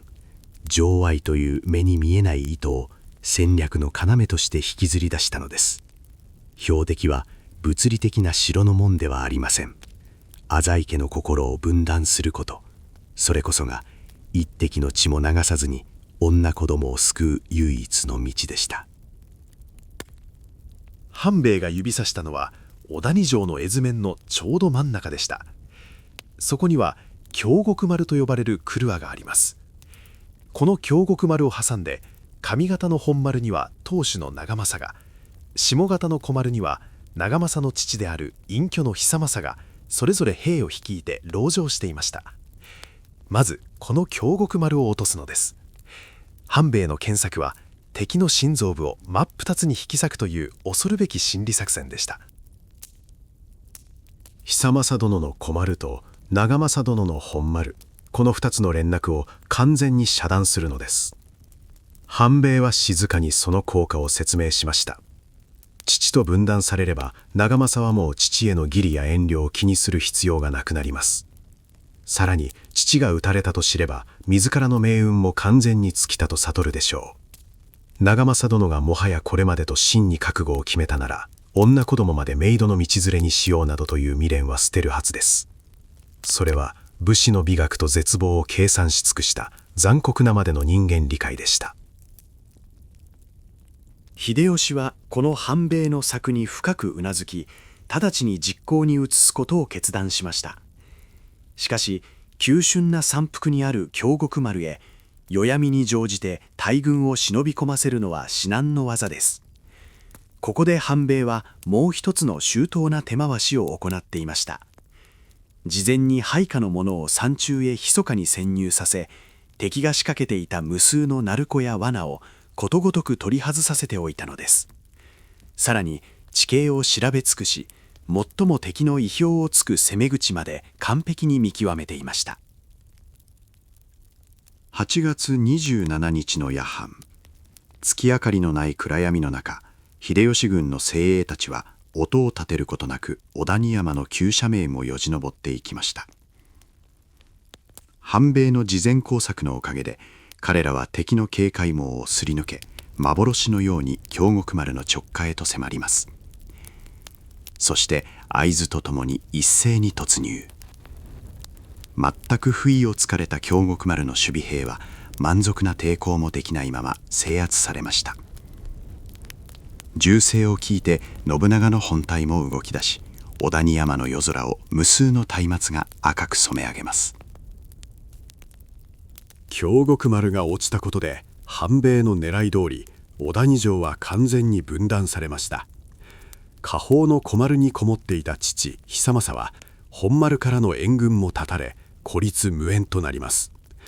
秀吉軍の容赦ない猛攻の前に小丸の守備隊は次々と逃亡し崩壊。ついに久政はわずかな側近たちと共に自陣して果てました。強大な浅井家の支柱の一つが夜明けを待たずにへし折られたのです。その頃本丸にいた長政のもとに京極丸の陥落と父久政が自陣したという秘報が届きました。長政は暗い本丸の奥で静かに目を閉じたことでしょう。頼みの綱であった朝倉は滅び、父も死に、自らの城も半分を奪われた。もはや浅井家に残された道はただ一つ、武門の維持を貫いて散ることのみ。半兵衛が読んだ通り、徹底的な絶望が長政の心から一切の未練を削ぎ落としていきました。もはやこれまで覚悟を決めた長政は妻であるお市の方を説得しました。共に死ぬと泣き崩れる妻に3人の娘たちを連れて生き延びるよう言い含めたのでした。燃え盛る炎と怒号が迫る中、お市の方と茶々、初、豪の3人の娘たちは長政の手によって密かに本丸から送り出されました。彼女たちが山道を下り、秀吉の陣へと無事に保護された時、秀吉は深い安堵の息を吐き出しました。半兵衛の描いた真理の筋書きが見事に完結した瞬間でした。その後、長政は本丸で立派に自害し、名門浅井氏はここに滅亡しました。難攻不落の城を陥落させ、さらに信長の最愛の妹を無傷で救出するという絶大な功績。これにより秀吉は浅井の給料である北大海を与えられ、一躍大名へと出世を遂げます。力で扉をこじ開けるのではなく、人の心を読み、感情の機微を操ることで勝利を手にする。反米の恐るべき知略は、ただの軍略を超え、歴史の大きなうねりを決定づける力となっていたのです。天正5年、西暦1577年、織田信長から中国地方の毛利攻めを命じられた羽柴秀吉は、総大将として播磨の国へと進軍しました。浅井朝倉との泥沼の死闘を乗り越え、秀吉軍は織田家の中でも屈指の軍団へと成長を遂げています。もちろんその秀吉の傍らには常に軍師竹中半兵衛の静かな姿がありました。未知の領域である播磨は大小さまざまな黒人衆が複雑に割拠する難所です。力で押しつぶすだけでは広大な中国地方を平定することなど到底不可能です。秀吉と半兵衛はここで新たな戦いの局面を迎えることになります。この播磨において秀吉軍を待ち受けていた一人の地元武将がいました。五着城主である小寺正元の家臣で姫路城代を務めていた小寺官兵衛義高、後の黒田官兵衛です。彼は周囲の勢力が大国である毛利になびく中、いち早く織田に頼るべしと見抜き、主君を説き伏せて信長に帰順していました。さらに官兵衛は秀吉が播磨に入ると自らの居城である姫路城を明け渡し、秀吉の本拠地として提供したのです。この卓越した先見の明と決断力は秀吉を大いに喜ばせました。ここに後に天下に両兵衛と並び称されることになる2人の天才軍師が初めての開口を果たします。静寂をまとい私心を持たず、どこか浮世離れした空気を漂わせる竹中半兵衛。一方の黒田官兵衛は野心と活力に満ち、泥臭い交渉ごともいとわない行動派の武将でした。水と火のように対照的な2人でしたが、戦局を冷徹に見極める頭脳の回転の速さにおいて、彼らは全く同質の存在でした。官兵衛は地元の利を生かし、播磨の黒人衆の調略に凄まじい手腕を発揮してゆきます。半兵衛はこの新参の官兵衛の知略に一切の嫉妬を抱きませんでした。むしろ自分の立てた作戦を現場で完璧に機能させる官兵衛の存在を誰よりも心強く思っていたのです。軍議の席で半兵衛は自らの功績を誇示することなく、得意な局面は惜しげもなく官兵衛に譲りました。吉川英治の小説「黒田女水」などでも描かれるように、半兵衛は官兵衛に対し深く特別な好意を抱いていたと伝えられています。それは凄惨な戦国乱世において同じ盤面を共有できる唯一の理解者を見つけた喜びだったのかもしれません。ある日、半兵衛はふらりと官兵衛の陣所を訪ねました。兵法書や論語を読みふけっていた官兵衛は思わぬ先輩軍師の訪問に喜び、彼を陣幕の奥へと招き入れます。司馬遼太郎の播磨灘物語でも印象的に描かれるこの場面で、半兵衛は官兵衛に向かって静かに語りかけました。自分のようなものは世間から見れば変派者です。変派者とは物事に偏り、一つのことだけに異常な執着を持つ者のことを指します。半兵衛にとってのそれは己の利欲を捨て去り、ただ純粋に戦術という事象のみを追求することでした。変派者であるがゆえに似た者がこの世にいないことを私はどこか寂しく思っていました。半兵衛は細い瞳にかすかな笑みを浮かべて言葉を継ぎます。しかし貴殿を知った時、私に似た者がいたかと思って踊り上がりたいほど嬉しかったのです。官兵衛はその言葉に深く心を動かされました。欲望や見栄が渦巻く武将たちの群れの中で、自分と同じように冷たく澄み切った思考回路を持つ男が目の前にいる。二人の間には年齢や立場の違いを超えた魂の共鳴とも呼べる絆が生まれつつありました。しかし半兵衛は官兵衛の心の中にあるかすかな危うさも見逃してはいませんでした。官兵衛の中にはまだ光明心や主君からの恩賞に対する執着が残っていたのです。ある時半兵衛は官兵衛に対し、秀吉から何やら特別な書状をもらったという噂について尋ねました。たびたびの選考により筑前様から兄弟同様に思うぞというもったいないご誓文をいただきましてな。官兵衛は得意げに答え、大切に保管していたその書状を具足筆からうやうやしく取り出しました。それは天下人へと上りゆく秀吉からの将来の恩賞を約束する絶対の保証書でした。家宝にしようと存じて常に身につけております。そう言って手渡された書状を半兵衛は静かに黙読しました。確かにそこには秀吉の熱い定規と約束の言葉が記されています。しかし読み終えた次の瞬間、半兵衛は誰もが予想だにしなかった驚くべき行動に出ました。彼は何のためらいもなく、その大切な精子を傍らにあった燃え盛る火鉢の中へと放り込んだのです。あーっと官兵衛が驚きの声を上げた時には、書状はすでに黒い灰となって崩れ落ちていました。それがしにとって唯一の家宝とも言えるものをなぜ焼き捨てたのか。一瞬にして財産を奪われた官兵衛は血相を変えて半兵衛に詰め寄りました。しかし半兵衛の表情は水面のように静かなままでした。ご賢明な貴殿のこと、すぐに私の思惑がお分かりになると思ったのですが、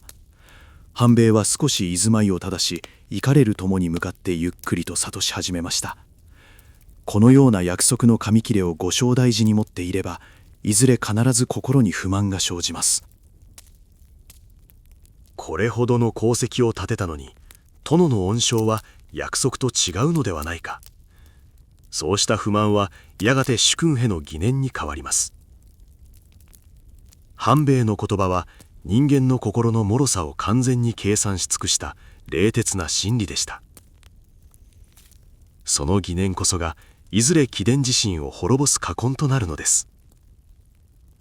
約束にすがり見返りを期待する心は武士の目を曇らせる。殿のため、そして何より官兵衛の家紋を守るために、こんな紙切れは必要ないと判断したのだと半兵衛は静かに語りました。黒田家譜などの資料には直接記されていませんが、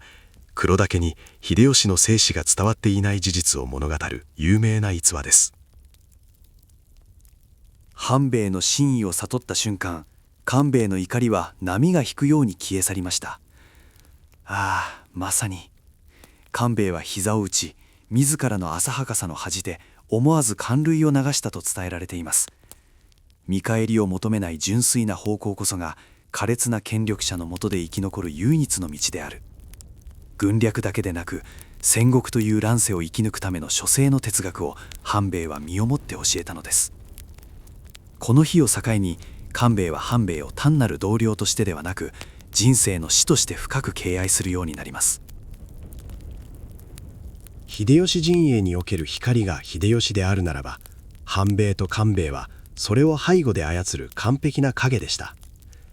彼らは夜な夜な陣幕で地図を広げ、血を流さずに敵を屈服させるための冷酷な作戦を練り上げます。中国地方の毛利という巨大な敵を前にして、2人の天才の頭脳は完全に同期していました。しかし激務と劣悪な陣中生活は、ただでさえ病弱な半兵衛の肉体を確実に蝕んでいたのです。色白だった顔はさらに蒼白になり、時折陣幕の外まで激しい咳込みが漏れるようになりました。秀吉軍の播磨平定は決して容易なものではありませんでした。西からは巨大な毛利軍が迫り、播磨の黒人衆たちは織田と毛利のどちらにつくべきか日和見を決め込んでいたのです。半兵衛は病に蝕まれる体を奮い立たせ、昼夜を問わず調略や軍議に奔走します。自分の命の灯火が長くは持たないことを彼は誰よりも自覚していました。だからこそ半兵衛は一日でも早く秀吉の天下取りへの道筋を盤石なものにしなければならないと焦燥感を募らせていました。盟友となった黒田官兵衛と共に、時には敵の意表をつく奇策を、時には諸将を味方に引き入れるための緻密な外交交渉を休むことなく繰り出していきます。2人の天才軍師の活躍により播磨の平定は順調に進むかに見えました。しかし戦国の盤面は彼らの計算を嘲笑うかのように突如として残酷な牙を向きます。秀吉軍の背後を守るはずの味方が次々と信長に反旗を翻すという予測不能な事態が連続して引き起こされるのです。それは秀吉軍を完璧な死地へと追いやる長く苦しい地獄の戦いの幕開けでした。1578年の春、播磨の平定を進める秀吉の軍団に思いもよらない激震が走りました。味方として迎え入れていた名門の武将別所長春が突如として織田信長に反旗を翻したのです。別所氏は播磨の東部に広大な勢力を持つ大臣であり、毛利方と結んだ彼の離反は秀吉の戦略を根底から覆すものでした。秀吉軍は敵地の中央で完全に足止めを食らう形となってしまったのでした。別所長春が立てこもった三木城は急峻な大地の上に築かれた播磨屈指の要害でした。北には天然の堀となる三木川が流れ、南西の丘陵にも砦を配した隙のない防御網を誇っています。城内には別所の一族老頭だけでなく近郷の領民までもが多数逃げ込み、およそ8,000人もの大軍がひしめいていました。秀吉の率いる軍勢とほぼ同数であり、容易に落とせる相手ではありませんでした。膠着する戦況に秀吉陣営の血気盛んな武将たちは焦燥を募らせていました。一刻も早く中国平定を進めなければ背後の信長から厳しい叱責を受けることは火を見るより明らかです。全軍を挙げて三木城に総攻撃を仕掛け、一気に決着をつけるべきだという強硬論が陣幕の中で交わされていました。しかしその喧騒の中で竹中半兵衛だけは静かな眼差しで地図を見つめていたのです。半兵衛の計算は冷酷なまでに研ぎ澄まされていました。城を攻めるには守る側の3倍の兵力が必要とされるのが戦の常識です。ほぼ同数の兵力で、しかも天然の要害に守られた敵に正面からぶつかれば味方に甚大な被害が出ることは明白でした。半兵衛は流行る秀吉や諸将を静かに制止し、力攻めの無謀さを説き伏せたのです。いたずらに力攻めを繰り返して兵を消耗させるより敵の自滅を待つのが上策です。半兵衛の静かな声が陣幕の熱を冷ましていきました。彼は中国の兵法書から学び取った知識とこれまでの実戦経験から最も確実で犠牲の少ない戦術を導き出していました。それは刀や槍の力ではなく、時間と上を武器にする残酷なまでの長期戦の提案でした。半兵衛が検索したその作戦こそ、後に三木の日殺しとして戦国史にその名を刻む恐るべき兵糧攻めです。敵の血を流すのではなく、敵の胃袋を空にすることで戦う気力そのものを奪い取る、感情を交えない純粋な算術のような戦略でした。秀吉は半兵衛の冷徹な知略に深くうなずき、この恐ろしい作戦の実行を決断しました。作戦の第一歩は三木城の孤立化でした。半兵衛の指示のもと、秀吉軍は三木城を遠巻きに包囲し、その周囲に点在する別所型の市城を一つずつ確実に攻めようとしていきます。野口城、桓騎城、四方城と三木城の右翼をもぐように周辺の拠点が次々と織田方の手に落ちました。城の周囲には幾重にも柵や堀が築かれ、巨大な鳥かごが完成しつつありました。秀吉軍が敷いた包囲網は日が経つにつれてまるで巨大な蜘蛛の巣のように緻密さと残忍さを増していきました。獣すら通らぬ険しい山道には伏兵が息を潜め、川には何重にも網や乱杭が張られて、外部からの補給ルートを文字通り完全に遮断します。運び込まれる兵糧を断つのはもちろんのこと、半兵衛の指示は城内に水を引く細い水道すらも容認せず、土砂毛徹底的に埋め立てさせました。夜には無数のかがり火がたかれ、アリ一匹米一粒たりとも城へは通さないという軍師の冷酷な計算が具現化した完璧な封鎖作戦でした。完全な孤立無援となった三木城の中では、開戦当初の士気の高さも虚しく、徐々に食料の蔵が底をつき始めました。約束されたはずの毛利からの援軍は一向に現れず、日々の蓄えが確実に目減りしていく恐怖は、目に見えない刃となって城兵たちの心をゆっくりと切り刻んでゆきます。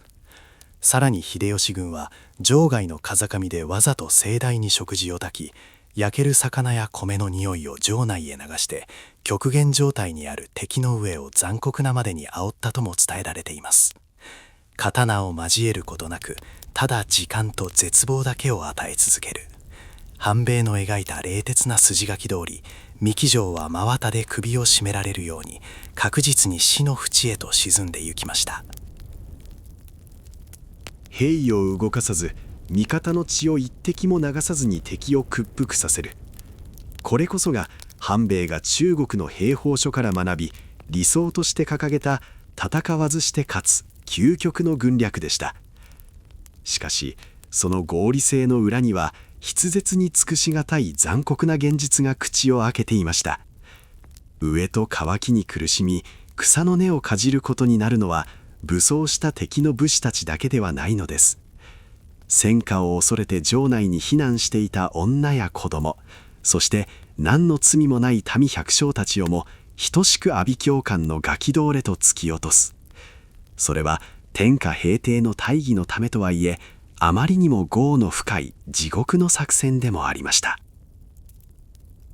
この残酷な現実に対し、半兵衛は決して目を背けていたわけではありませんでした。彼の眼差しは最前線の城だけでなく、その後方に広がる荒れ果てた村々にも向けられていました。長引く戦乱と軍勢の略奪により、播磨の百姓たちは住む家を失い、田畑を捨てて山野へ逃げ散っていたのです。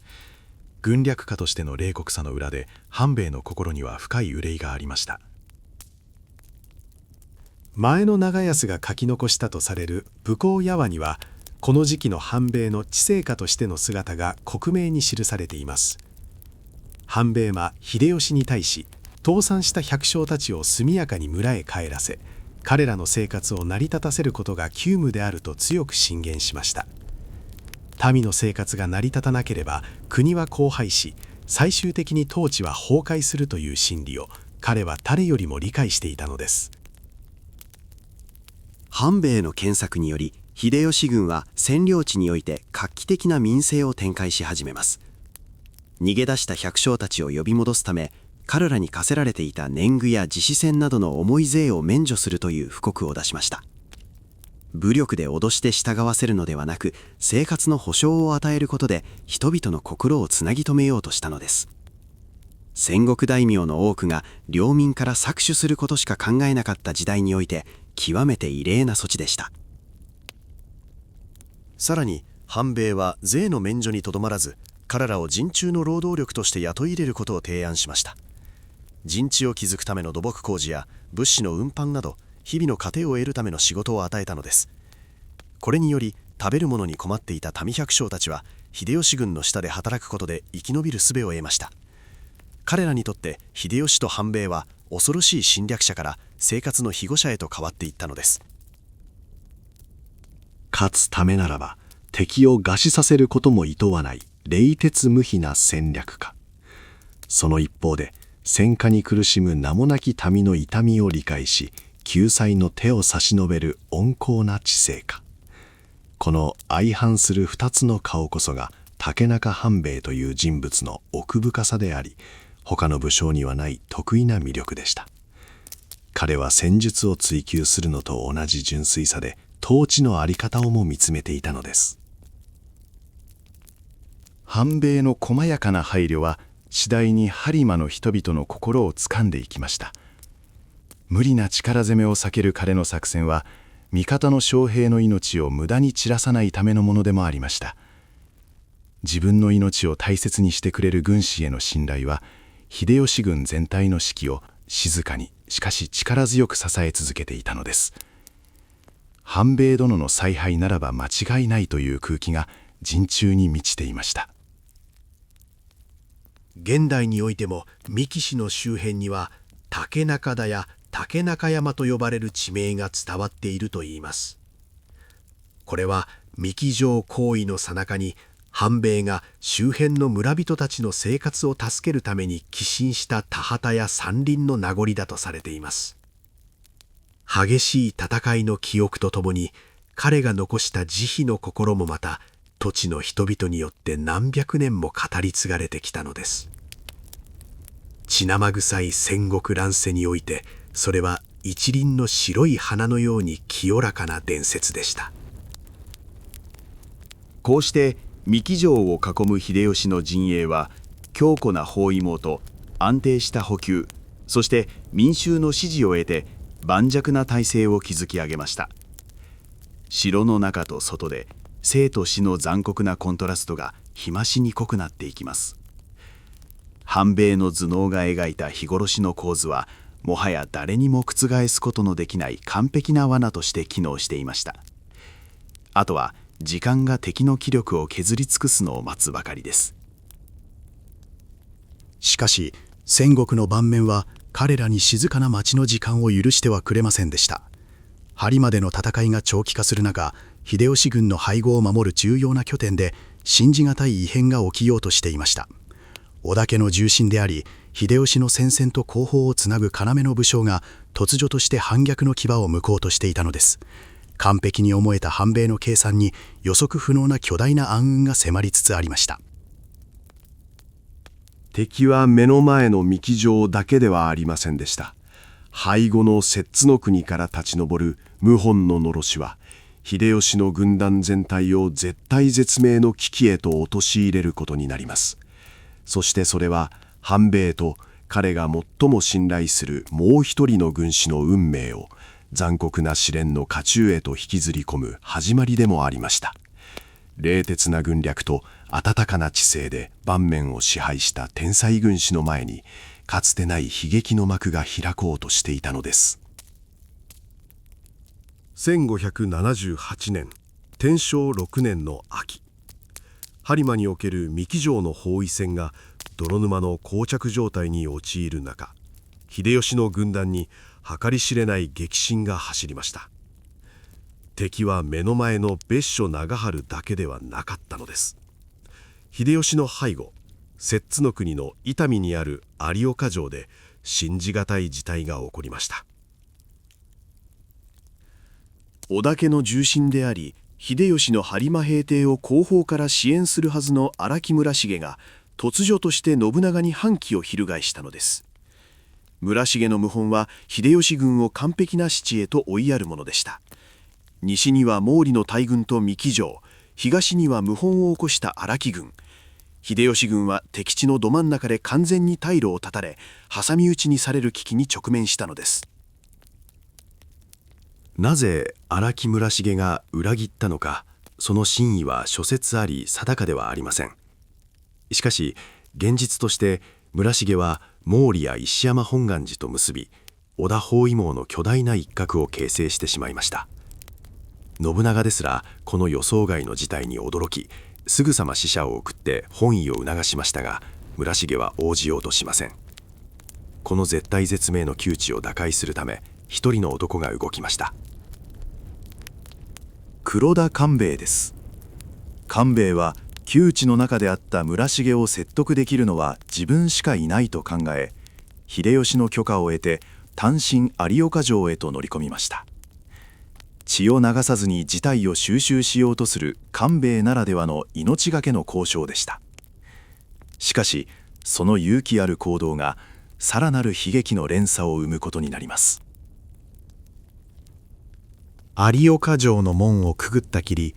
黒田官兵衛はいつまでたっても帰ってきませんでした。村重によって地下の土牢に幽閉され、外部との連絡を完全に断たれてしまったのです。しかしその事実を知る者は有岡城の外には誰一人いません。秀吉の陣営でも、そして安土城の信長の下でも、不気味な沈黙だけが続いていました。やがて織田陣営の中に恐ろしい噂がささやかれるようになります。黒田官兵衛もまた荒木村重に同調して寝返ったのだと。小寺家の家老に過ぎない官兵衛があの強大な毛利や荒木川に着いたとしても、当時の戦国の常識からすれば決して不思議なことではありません。疑心暗鬼が広がる中、最も激しく怒り狂ったのは他でもない織田信長でした。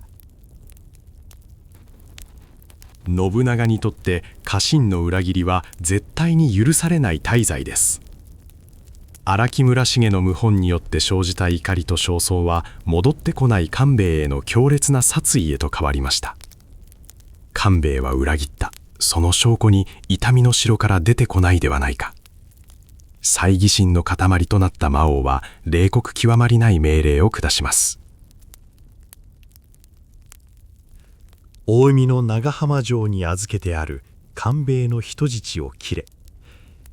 官兵衛が織田家への忠誠の証として差し出していたわずか10歳の嫡男小寿丸、後の黒田長政の首をはねよという厳命でした。それは見せしめであると同時に、裏切り者の一族を根絶やしにするという信長の苛烈な意志の表れです。この命令はすぐさま播磨の平井山に陣を張る秀吉のもとへと届けられました。安土からの使者によって信長の残酷な命令を聞かされた秀吉は、顔面を蒼白にして激しく動揺しました。秀吉は官兵衛の類いまれなる才能を誰よりも愛し、自らの実の弟のように思って数々の苦楽を共にしてきたのです。有岡城の中で何が起きているのか、官兵衛が本当に裏切ったという確たる証拠など、この時点では何一つありません。できれば彼を信じて待ちたい。しかし絶対権力者であり、疑心暗鬼の塊となった魔王信長の命令は、少しでも逆らう素振りを見せれば秀吉自身をも即座に破滅させる絶対の掟でした。秀吉は板挟みになりました。友の息子を無残に殺せば、もし官兵衛が無実であった場合、取り返しのつかない悔恨を残すことになります。かといって信長の命を拒めば、自分自身が謀反人として討伐されるのは火を見るより明らかです。陣幕の中で油汗を流し、苦悩に顔を歪める秀吉。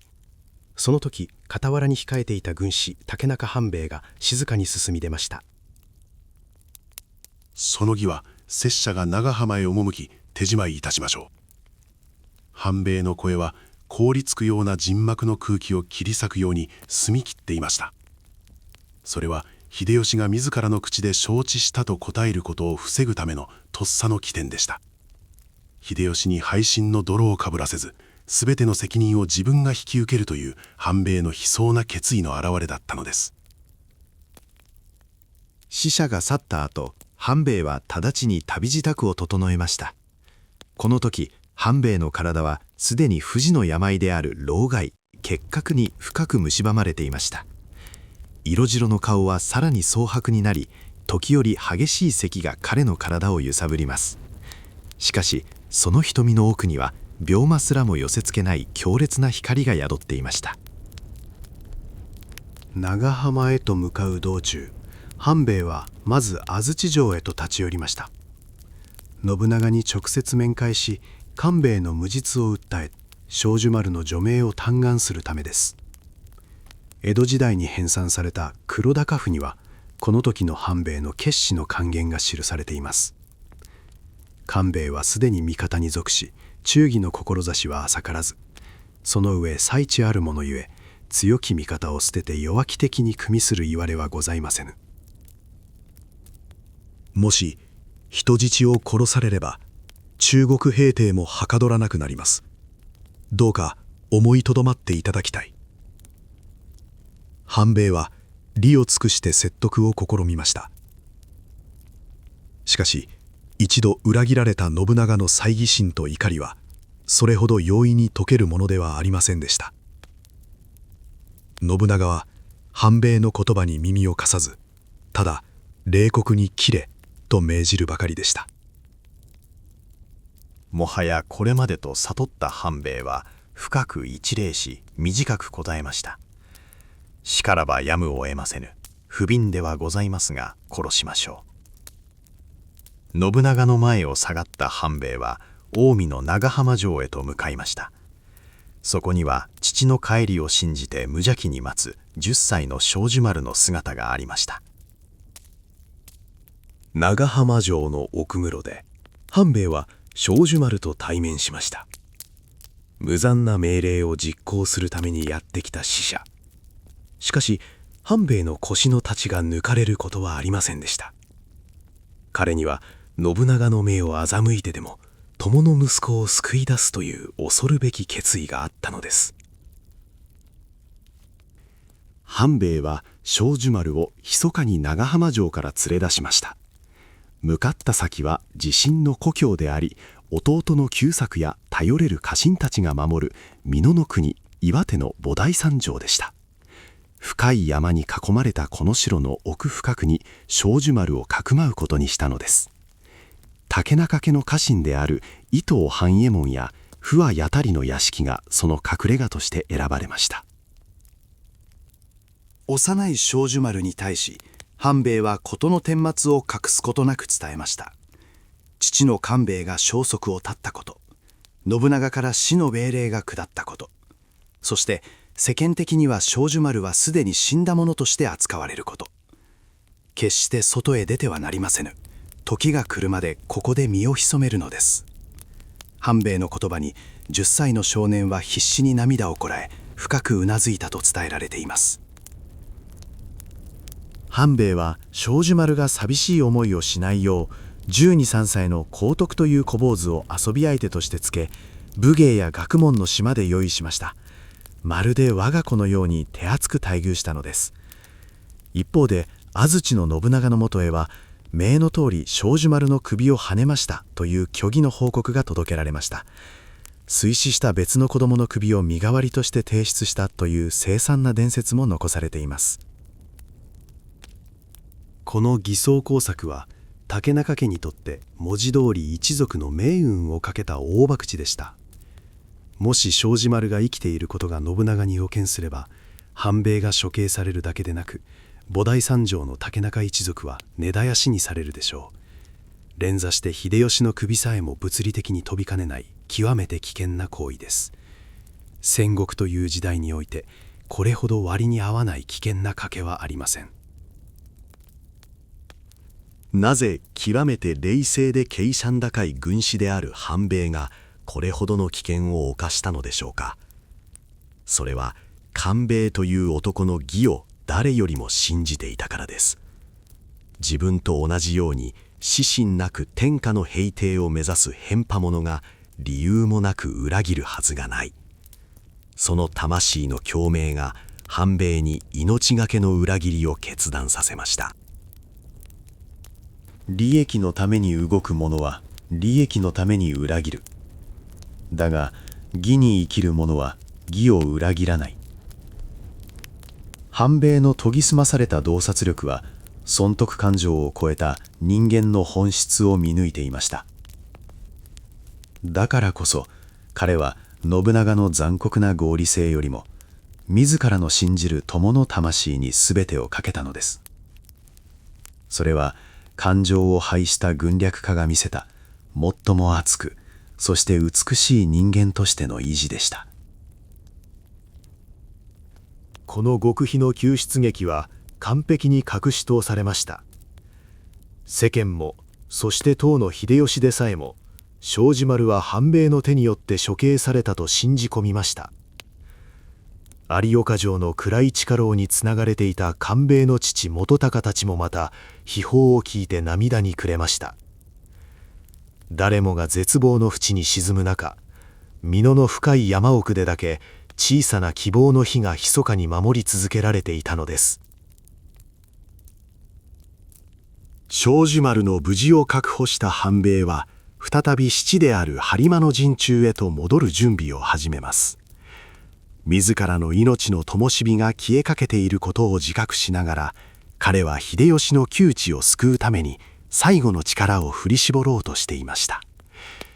友の息子を生かした代償として自らの命を燃やし尽くすかのように。これでよい。あとは天命が定めることだ。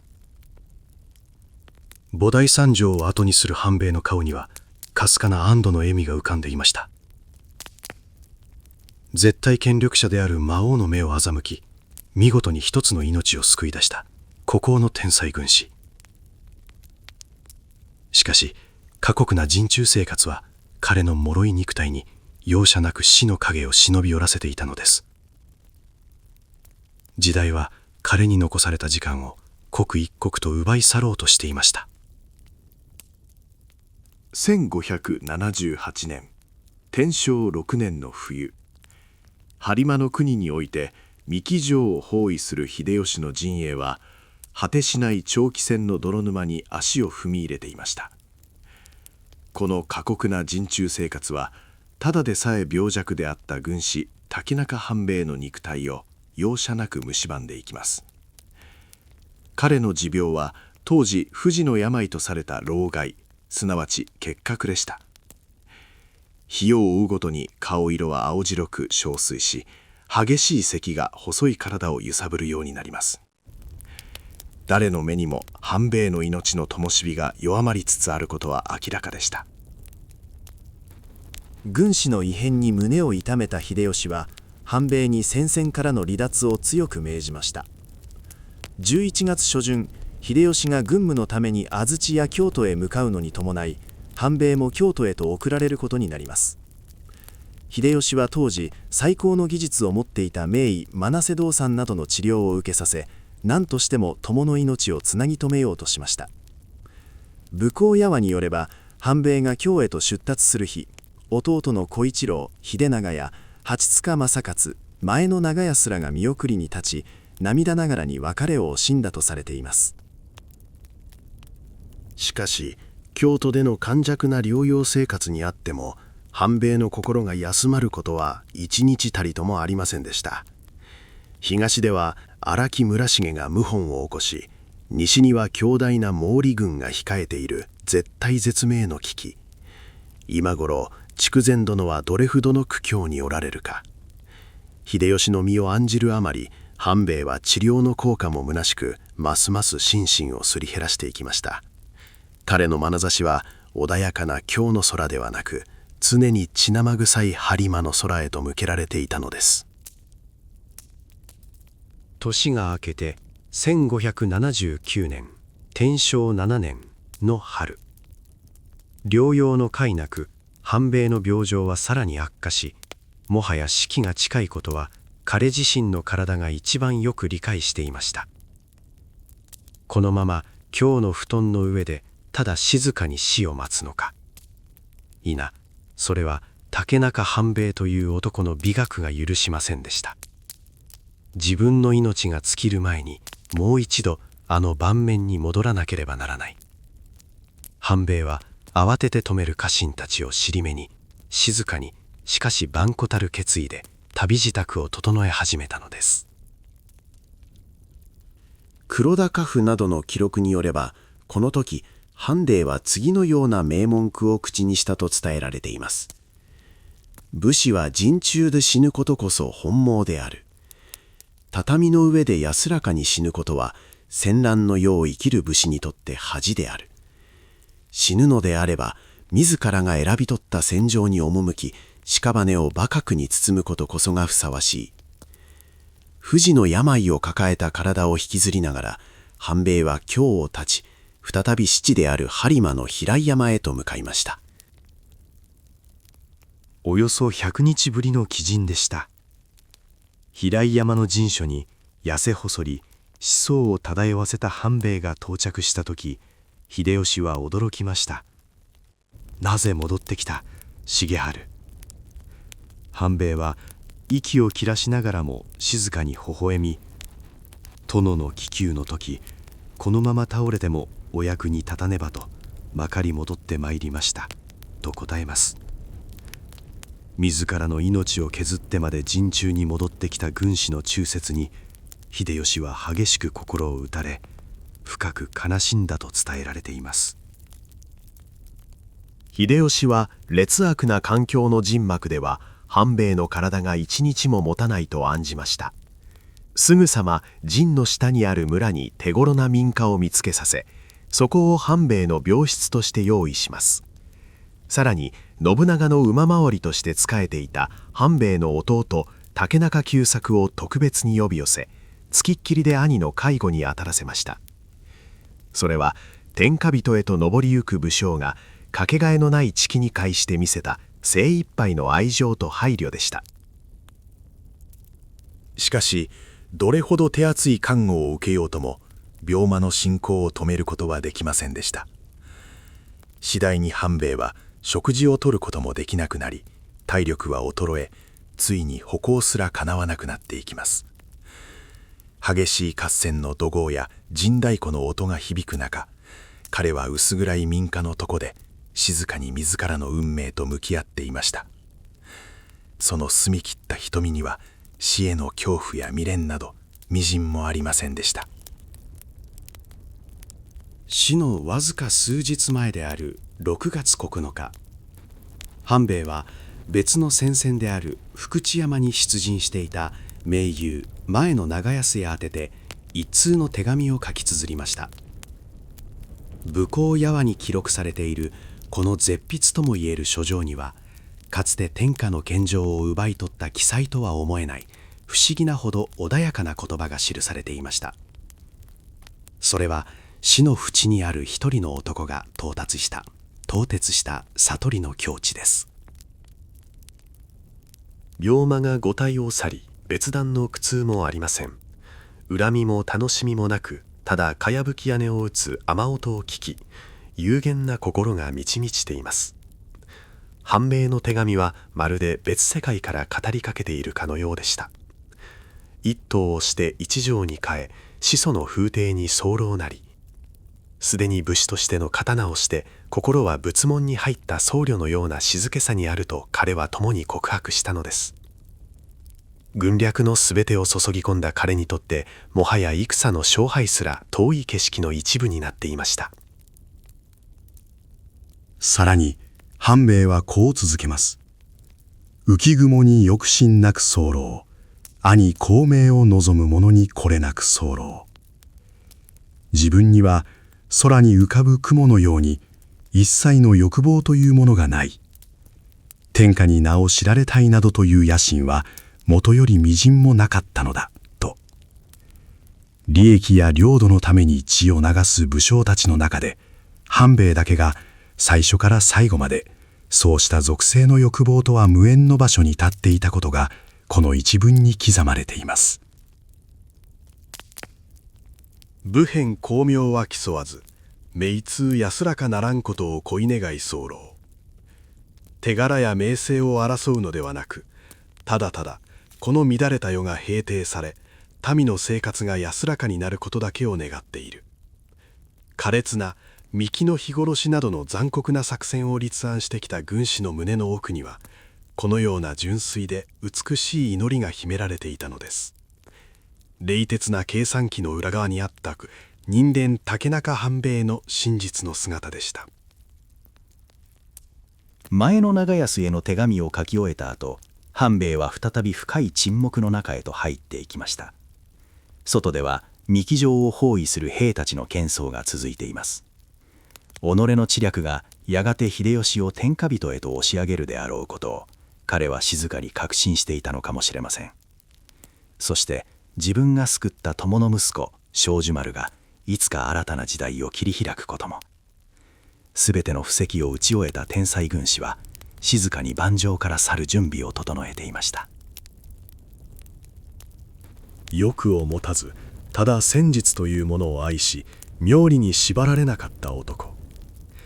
その完璧なまでの自己抑制と友を信じ抜く熱い定規は、戦国という泥沼の時代に咲いた一輪の白い椿のようでした。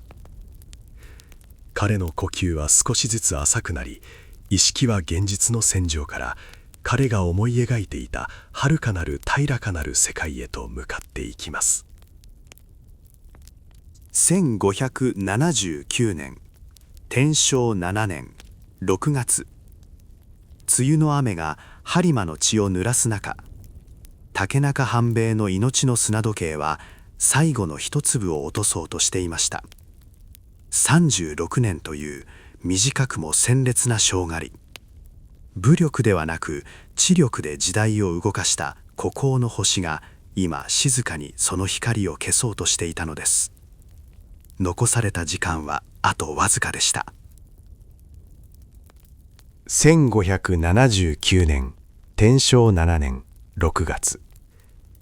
播磨の国三木城を見下ろす平井山の陣中、梅雨のジメジメとした空気が立ち込める薄暗い民家の一室で、竹中半兵衛の呼吸は静かに、そして確実に浅くなっていました。枕元にはつきっきりで看病に当たっていた弟の久作と、陣を抜けて駆けつけた羽柴秀吉の姿がありました。この時、半兵衛の無二の友である黒田官兵衛は、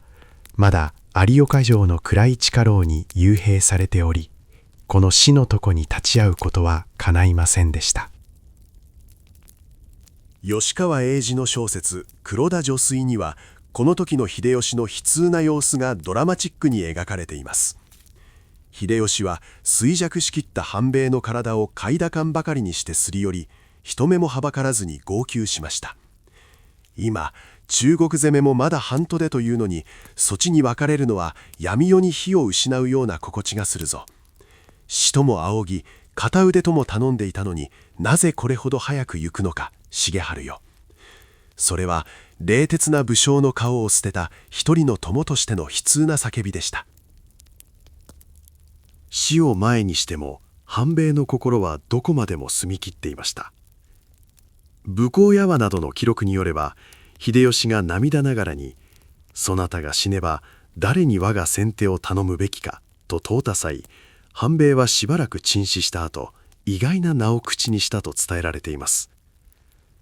今の世に私の代わりとなる器の者はおりませんが、神子田半左衛門の城などは奇変を見る目があり、用いるに足るでしょ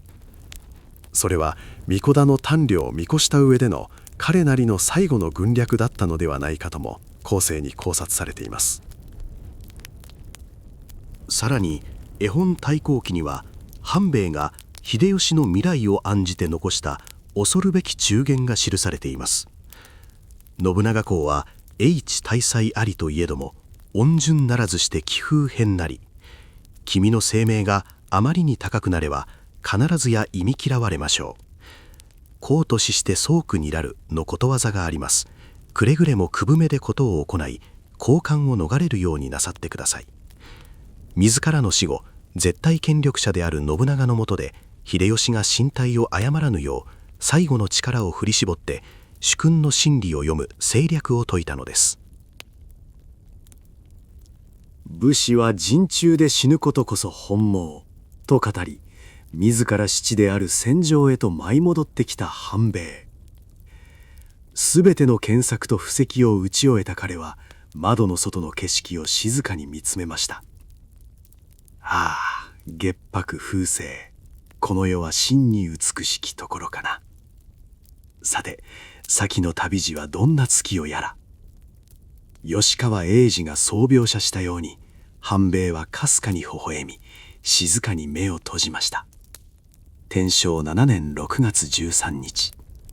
美濃の麒麟児と謳われた希代の天才軍師、竹中半兵衛は、36歳の若さでこの世を去りました。秀吉陣営の悲しみは筆舌に尽くしがたいものでした。前の正右衛門が残したとされる誤送記やそれに基づく武功矢話には、この時の陣中の空気が痛切に記されています。竹中半兵衛常然として世を去る。天外光線吹きの核となる。かくかくたる傍将功半ばにして倒れる。利益を求めず、ただ純粋に戦術を愛し、味方の命を守るために心を砕いた孤高の星が落ちたことは、秀吉の軍団全体に重い喪失感をもたらしました。半兵衛の死から数ヶ月が過ぎた天正7年の秋、摂津の有岡城に立てこもっていた荒木村重の反乱はついに織田軍の猛攻によって鎮圧されました。落城に伴い城の地下深く劣悪な土牢の中に1年以上も幽閉されていた黒田官兵衛がついに救出されます。光の差さない牢獄での過酷な日々はかつて栄気に満ちていた官兵衛の姿を無残に変え果てさせていました。救出された官兵衛は持病であった相毒が悪化して足が不自由になり頭髪も抜け落ちていました。しかしその凄惨な姿こそが彼が一度も織田家を裏切らず過酷な拷問に耐え抜いて義を貫いた何よりの証拠でした。信長は自らの猜疑心によって忠臣を疑い天津さえ人質であった嫡男庄司丸の処刑を命じてしまったことを激しく後悔しました。官兵衛に対面すべき面目なしとあの魔王信長でさえも己の双計を恥じたと伝えられています。しかしここで誰もが予想だにしなかった奇跡の報告が官兵衛そして信長のもとに届けられます。死んだはずの庄司丸は実は生きていたのです。彼を秘密裏に救い出し信長の目を完璧に欺いていたのは他ならぬ竹中半兵衛でした。半兵衛が自らの領地である美濃の菩提山城の奥深くに庄司丸をかくまい家臣の不合あたりの屋敷などで大切に育てていた事実がここで初めて天下に明かされたのです。この知らせを聞いた時の官兵衛の驚きと歓喜はどれほど深いものだったでしょうか。絶望の底にいた彼にとって一族の希望である嫡男が生きていたことは天地がひっくり返るほどの奇跡でした。自分の無実を誰よりも信じ一族滅亡の危険を冒してまで我が子を救い出してくれた半兵衛の義の深さに官兵衛はただただ震えるしかありませんでした。しかしその感謝を直接伝えようとした官兵衛に残酷な真実が告げられます。半兵衛殿はすでにこの世におりませぬ。その言葉は庄司丸生還の喜びに湧く官兵衛の心を一瞬にして冷たい氷の底へと突き落としました。官兵衛が暗い土牢の中で死の恐怖と戦っていた夏の盛りに半兵衛は平井山の陣中で病によって静かに息を引き取っていたのです。もう二度とあの澄み切った瞳を持つ友と酒を酌み交わすことも軍略を語り合うこともできない。その事実は庄司丸の命を救われた以上の衝撃をもって官兵衛の胸をえぐりました。司馬遼太郎の播磨灘物語にはこの時の官兵衛の慟哭が印象的に描かれています。半兵衛の死を知らされた官兵衛はにわかに腰を折り顔を腹へかき込むように垂れて激しく泣き崩れました。生涯の友人であると思っていたが計らざりしことに生涯の恩人であった。野心や欲望が渦巻く戦国の世においてただ一人自分と同じ冷徹な眼差しを持ちながら誰よりも熱い定規を秘めていた男。官兵衛は自分をこの世につなぎ止めていた巨大な支えを失ったことに声を上げて泣いたのです。もし半兵衛の計らいがなければ黒田家は嫡男を失い深い恨みと悲しみの中で歴史の波に飲み込まれていたかもしれません。損得感情だけで動く武将たちの中で半兵衛だけが何の利益にもならない巴の真偽のために命を懸けました。それは凄惨な血で塗られた戦国時代において一輪の白い花のように清らかな奇跡のような友情の物語でした。半兵衛が庄司丸をかくまった美濃の岩手には別れに際して庄司丸が植えたとされる大井町が今もその伝説を語り継ぐかのようにそびえ立っています。黒田家は竹中半兵衛から受けたこの海よりも深い恩義を末代まで決して忘れることはありませんでした。竹中キーズなどの記録によれば半兵衛が戦場で胸に矢を受けた際、懐に入れていた23矢の鏡餅のおかげで命拾いしたことに由来する穀餅の紋。黒田家は半兵衛への深い感謝と鎮魂の証として、この竹中家の家紋をもらい受け、自らの家紋として使用するようになったと伝えられています。それは2人の天才軍師の魂が一つに結びついた永遠の証でした。大勢は落ちました。しかし竹中半兵衛が描いた冷徹で美しい戦略の数々と天下平定への道筋は決して消え去ることはありませんでした。彼が身をもって示した戦わずして勝つという兵法の極意は、残された黒田官兵衛と秀吉によって受け継がれ、やがて巨大な歴史のうねりとなって天下を統一へと導いていきます。己の欲を持たず、ただ乱世の終焉を願い、風のように駆け抜けた美濃の麒麟児。彼の魂は彼が救った者たちの血脈の中で今も静かに生き続けているのです。天正7年に竹中半兵衛が陣中で息を引き取った後も、羽柴秀吉の戦いは終わりませんでした。しかし秀吉の戦い方には明らかに半兵衛が残した思想が深く根付いていました。それは力任せに城を攻め落とすのではなく、敵の胃袋と心を攻め、戦わずして勝つという兵法です。半兵衛と共に秀吉の両兵衛と称された黒田官兵衛がその知略を実戦で引き継いでいきます。もはや槍や刀を振り回して力比べをする時代は完全に終わりを告げていたのです。三木城の日殺しに続き、秀吉と官兵衛は稲葉の鳥取城を完全に包囲し、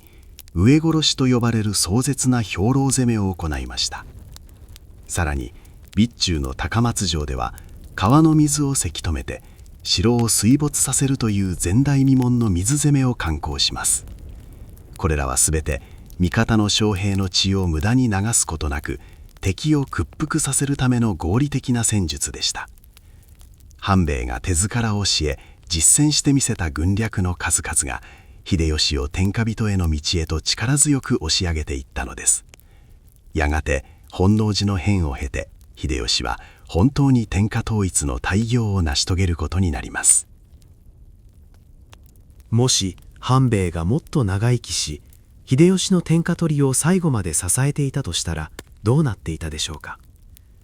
晩年の秀吉は権力の魔力に見入られ、かつての陽気さを失い、冷酷な独裁者へと変貌していきました。官兵衛すらもその才能を警戒され、中津の小大名として遠ざけられることになります。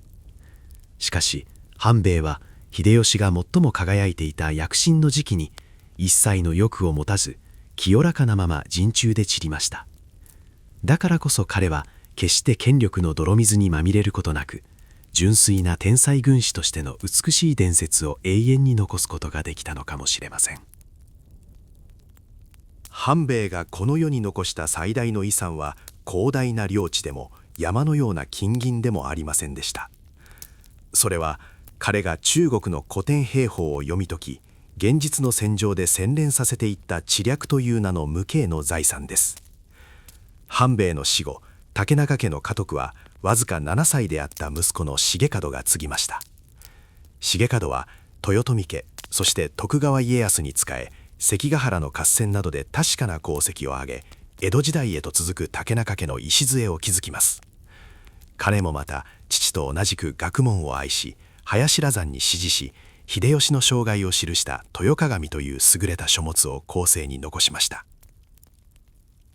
そして半兵衛の戦術思想もまた彼を慕う者たちや子孫の手によって文字として記録されました。軍法極秘伝書や竹中百科条と呼ばれる兵法書がそれです。中でも半兵衛の生の教えを伝えるとされるのが竹中半兵衛重治雑記と呼ばれる古記録です。この書物には講談で語られるような魔法のような奇策ではなく、極めて実用的で泥臭い戦の技術が克明に書き連ねられています。それは凄惨な戦国乱世を生き抜くための血の通ったマニュアルでした。雑記には山城や平城をいかにして築くか、堀や狭間の構造、水源の確保といった築城術が緻密に記されています。また伏兵をどこに配置し、敵の伏兵をどう見破るかという索敵の技術も細かく分析されています。足跡の有無や水場の濁り、馬糞の鮮度を見よ。それは人間の心理と自然の摂理を極限まで読み切った冷徹な観察眼の結晶でした。武勇や精神論に頼るのではなく、情報を集め徹底的に計算して盤面を支配する。これこそが美濃の麒麟児が実践していた戦いの真髄です。その中で半兵衛が特に多くの言葉を費やし重要視しているのがのき合う、すなわち引き際の技術です。戦いにおいて最も困難で最も小の器量が問われるのは、いかにして味方の命を失わずに安全に退却するかということです。暮れにかかれば野陣をかけよ、退くときは足並みを乱すな。少しでも判断を誤れば全滅につながる退却戦において、半兵衛は常に冷静な計算を持って味方を救い続けました。金ヶ崎の軒口での絶望的なしんがり戦を生き抜いた彼の言葉には圧倒的な重みがありました。半兵衛が残したこれらの記録は、竹中家の子孫たちによって大切に守り継がれていきました。江戸時代の中期、竹中家の当主となった重秀という人物は、先祖の記録の整理に力を注ぎます。彼の手などによって古く雑多な記録であった雑記は、より読みやすく体系立てられた竹中軍記として再編纂されたと考えられています。時代が変わり、刀や槍で殺し合う実戦が過去のものとなっても、半兵衛の思考回路そのものを記録した書物は色あせることはありませんでした。江戸時代には兵法を学ぶことが武士の教養となり、竹中流兵法は実践的な知恵の原点として多くの人々に読み継がれていきます。それは単なる戦の技術を超えて、組織をいかに動かし、危機をいかに乗り越えるかという普遍的な人間学でもありました。欲をかかず、冷静に状況を分析し、人の心を見透かして最善の手を打つ。半兵衛の哲学は、戦のない平和な世の中においても人々を導く光であり続けたのです。自分自身は決して表舞台で輝こうとせず、常に一歩引いた場所から時代を動かした男。自分のようなものは世間から見れば変派者です、と彼は自らを評しました。利益のためでも権力のためでもなく、ただ純粋に戦術という事象の完璧さを愛した孤高の芸術家。その一方で戦火に苦しむ名もなき民百姓の痛みに寄り添い、自らの命を削ってでも友の息子を救い出す、底知れぬ温かさを持った人間。竹中半兵衛重治という矛盾に満ちた天才は、戦国という血塗られたカンバスにどこまでも澄み切った清流のような奇跡を描き出しました。現在岐阜県不破郡の垂井町にある岩手の地、かつて半兵衛が兵法書を読みふけり若き日を過ごした菩提山城の跡は今は静かな木々に覆われています。眼下には彼が駆け抜けた濃尾平野が広がり、遠くには伊吹山の雄大な姿が見えます。彼が守り抜いた黒田庄司丸、すなわち黒田長政が感謝を込めて植えたとされる大井町は、今もその地にしっかりと根を張り、秋になれば黄金色の葉を降らせています。時代がどれほど移り変わろうとも、この山河は美濃の麒麟児の静かな呼吸を記憶しているかのようです。そして彼が最後の時を迎えた兵庫県三木市平井山のふもと。かつての凄惨な戦場は今では穏やかなぶどう畑へと姿を変えました。その一角に白壁の塀に囲まれた小さな墓があります。敵として戦った土地であるにもかかわらず、平井の人々は400年以上の長きにわたり、現在でも命日には法要を行い、この墓を守り続けています。